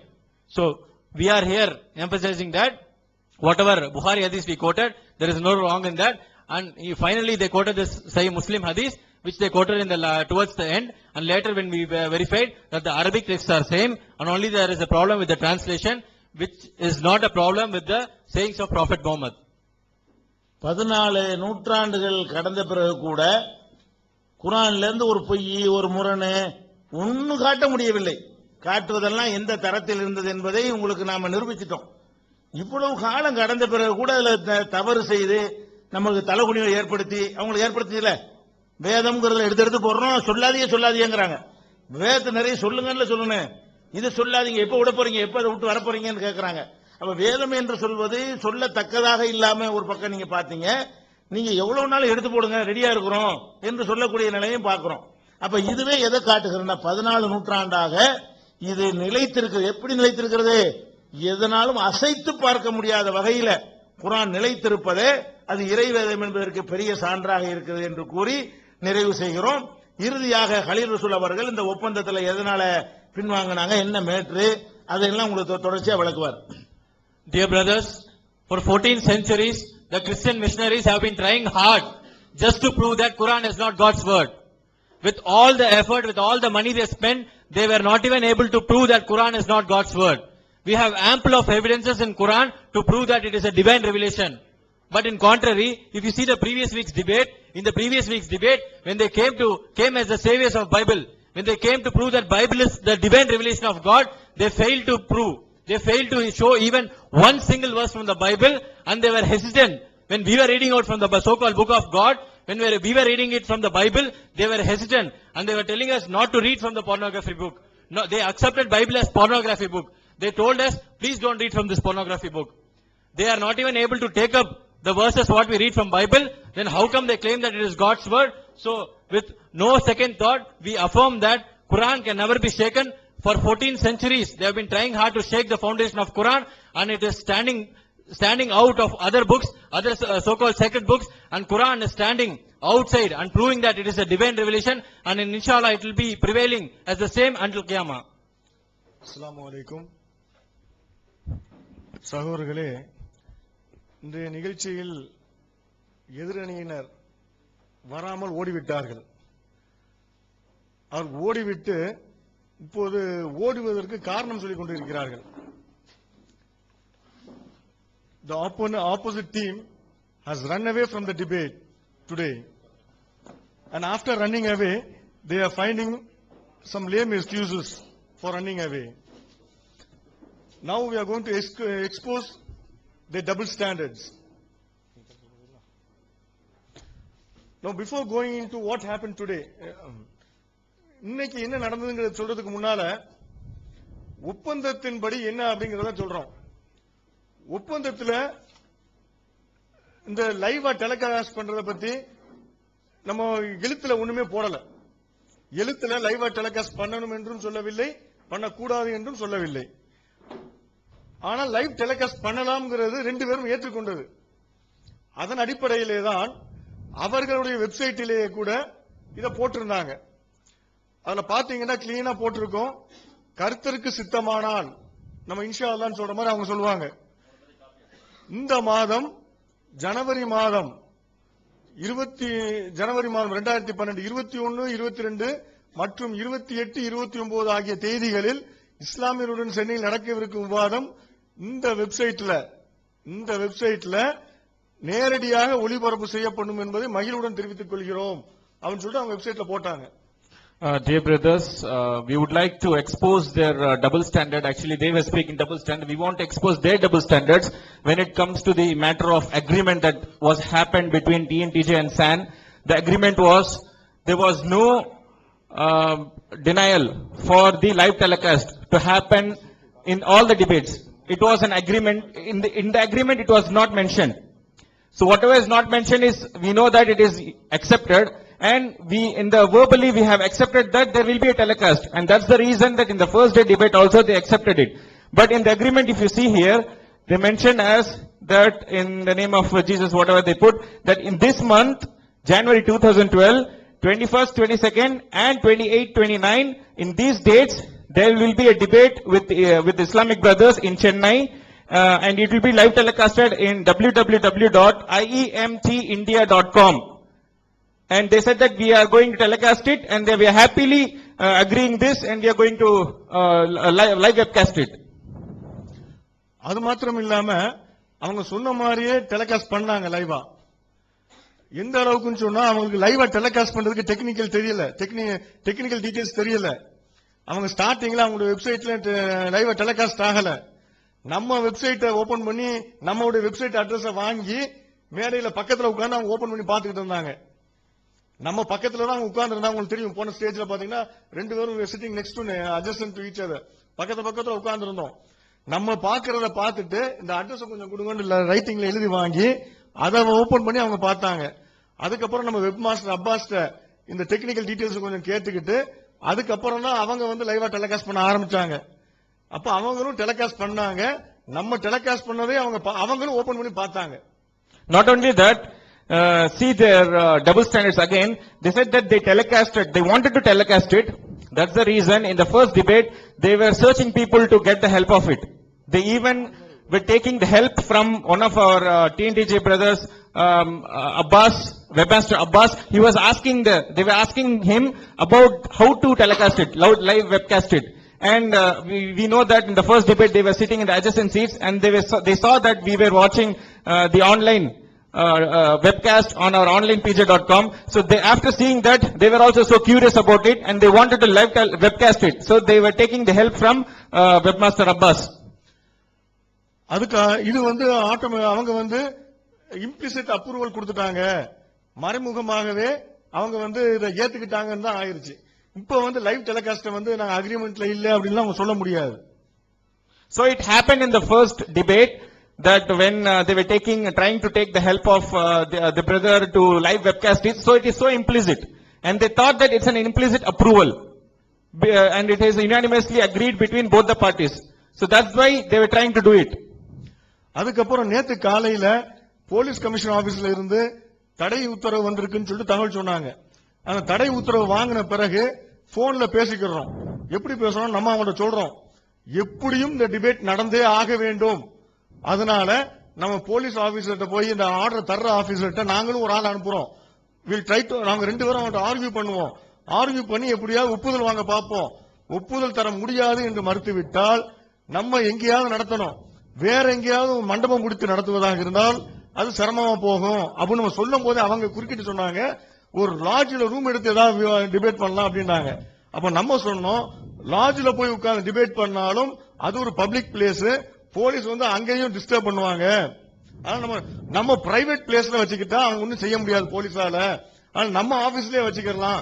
ஏன்டா அவங்களுக்கு office கிடையாது, அவங்களுக்கு office இல்லாதனால நம்ம ஆபீஸ்லயே இடம் வச்சுக்கலாம் அப்படின்னு சொன்ன உடனே அவங்க வந்து ஓகே அப்படின்னு சொல்லிட்டு அதுக்கு வந்து என்ன செஞ்சாங்க, ஒரு மெயில் அனுப்புனாங்க. They called up us today in the morning, and all of a sudden they started saying that the commissioner hasn't given permission, and the police people are trying to, they're trying to reject it. They say that the debate should not happen. So they were trying to give some inexcusable kind of, like they're just trying to flee away from the debate. What kind of arguments that you will put forth. So those kind of arguments and questions they will keep on posting on us. And after hearing that, verbally there was a talk between in the phone between TNTJ and SAN. So we clearly told them that for a hook or shook, this debate should happen. So what you do is you come down to a place so that we can have a debate in a private place. In our Markaz itself we can have. That's what we said in our TNTJ headquarters. But what they kept on saying is that if we come there, then again there will be a problem. இப்ப அவங்க என்ன பண்ணாங்க, உடனே அவங்க mail அனுப்புறாங்க. அவங்க போன்ல பேசுறதா நம்ம ரெக்கார்ட் பண்ணிருக்கிறோம், எல்லாத்துக்கும் ரெக்கார்டட் எவிடன்ஸ் இருக்குது. அவங்க மறுத்தாங்கன்னா அதையும் நம்ம போட்டுற முடியும். அதுக்கப்புறம் என்ன செஞ்சாங்க, நமக்கு ஒரு மெயில் அனுப்புறாங்க. அந்த மெயில தான் நீங்க பாக்குறீங்க. அதுல என்ன சொல்றாங்கன்னா, அசிஸ்டன்ட் கமிஷனர் வந்து நம்ம 28th and 29th டிபேட்டை கேன்சல் பண்ணி ஆர்டர் கொடுத்திருக்காரு. அதனால நீங்களும் நாங்களும் போனில் பேசிக்கொண்ட பிரகாரம் ஒரு ரெக்கார்டட் பிரைவேட் டிபேட், அவங்க அந்த வார்த்தைகளை தப்பா பயன்படுத்திருக்காங்க. ஒரு பிரைவேட் பிளேஸ்ல வச்சுக்கிட்டா போலீஸ் வந்து தொந்தரவு பண்ண முடியாது, பப்ளிக் பிளேஸ்ல வைக்கிறதா போலீஸ் வந்து இடைஞ்சல் பண்ணும், தடுக்க முடியும். நம்ம வீட்டுக்குள்ளேயோ நம்ம ஆபீஸ்லயோ வச்சு டிஸ்கஸ் பண்றத டிபேட் பண்றத போலீஸால் ஒன்றும் செய்ய முடியாது, சட்டத்தில் அவங்களுக்கு அதிகாரம் இல்லை நம்ம சொன்னத அவங்க வந்து எப்படி எழுதிருக்காங்கன்னா, it's a private debate, private recorded debate அப்படின்னு போட்டிருக்காங்க. நம்ம அதை கேஷுவலா விட்டுட்டோம். recorded private debate at your office, உங்களுடைய அலுவலகத்தில் நீங்க கேட்டுக்கிட்ட மாதிரி நம்ம வச்சுக்கலாம். அதுக்கு வந்து நீங்க நம்ம 25 பேர் இந்த விவாதிப்பவர்களோடு சேர்த்து ஒரு 25 பேர் கலந்துக்கலாம் அப்படிங்கறத சொல்லிட்டு, அதுல முக்கியமான பாட்டு other terms and conditions being the same. மற்ற வந்து கண்டிஷன்ஸ் எல்லாம் இருக்குதுல்ல, மற்ற விவாத ஒப்பந்தம் எல்லாம் அதெல்லாம் சேம் தான். என்ன ஒப்பந்தம், நம்ம ஏற்கனவே பேசணும், லைவ் டெலிகாஸ்ட். அப்போ அவங்க மறுக்கல. எப்ப இது போடுறாங்க, நைட்டு 7:45 மணிக்கு போடுறாங்க. நைட்டு 7:45 போடும் போதும் அந்த டேர்ம்ஸ் அண்ட் கண்டிஷன்ஸ் எல்லாம் அதுதான் அப்படின்னு சொல்றாங்க. உங்க இடத்துக்கு நாங்க வரதுக்கு நாங்க தயார் அப்படின்னு சொல்லிட்டு, நீங்க வந்து எங்களுக்கு ஒரு மரியாதைக்கா எங்களுக்கு ஒரு கடிதம் கொடுங்களேன், எங்க இடத்துக்கு வாங்கன்னு சொல்லி ஒரு இன்விடேஷன் கொடுங்க, ஒரு அழைப்பிதழ் கொடுங்க அப்படின்னு சொல்லிட்டு நம்ம கேட்கறாங்க. And then this thing happened verbally. Then they sent a mail to TNTJ to us, that in the mail they specified that further to the assistant commissioner's order for cancelling the debate on 28th and 29th January, and your telephonic offer to have the recorded private debate at your office premise, we request you to officially send us an invite email so that our small friend circle of 25 members apart from the resource persons can come for the discussion at the amicable and private place, with the terms and conditions being in the same while complying to the commissioner's order. Meaning the terms and the conditions, whatever was put on the agreement, there is no change in that. We will come along with the person, the 25 persons, those including the speakers will be there. That's what they said. உடனடியாக நம்ம என்ன செஞ்சோம், இந்த mail நமக்கு கிடைச்சது நமக்கு தெரியாது. இந்த போலீஸ் பிரச்சனைங்க நம்ம கவனிச்சிட்டு இருக்கும்போது அவங்க போன் போட்டு நமக்கு சொல்றாங்க, நாங்க மெயில் அனுப்பியிருக்கோம், கொஞ்சம் உடனே இன்விடேஷன் கொடுங்கன்னாங்க. இமீடியட்டா நம்ம 9:01 நம்ம மெயில்லாம் பெரும்பாலும் தமிழ்ல தான் இருக்கும், அவங்க தான் ஆங்கிலத்தில் எழுதுவாங்க. நம்ம 9 மணி 1 நிமிடத்துக்கு இமீடியட்டா ஒரு பதில் கொடுத்தோம். அதுல மண்டபத்தில் நடத்துவதற்கு அனுமதி மறுக்கப்பட்டதால் நம்முடைய எங்களுடைய அலுவலகத்திலேயே விவாதத்தை வைத்துக் கொள்ளலாம். உங்களுக்கு இந்த இடத்துல பாருங்க, பாதுகாப்புடன் எவ்வித அசம்பாவிதமும் இல்லாமல் தலா 25 பார்வையாளர்கள் மட்டும் அனுமதிக்கப்படுவார்கள் என்பதையும் உறுதி கூறுகிறோம் அப்படிங்கறதெல்லாம் போட்டு இடத்தையும் பார்வையாளர்களின் எண்ணிக்கையும் தவிர மற்ற ஏனைய அனைத்தும் ஏற்க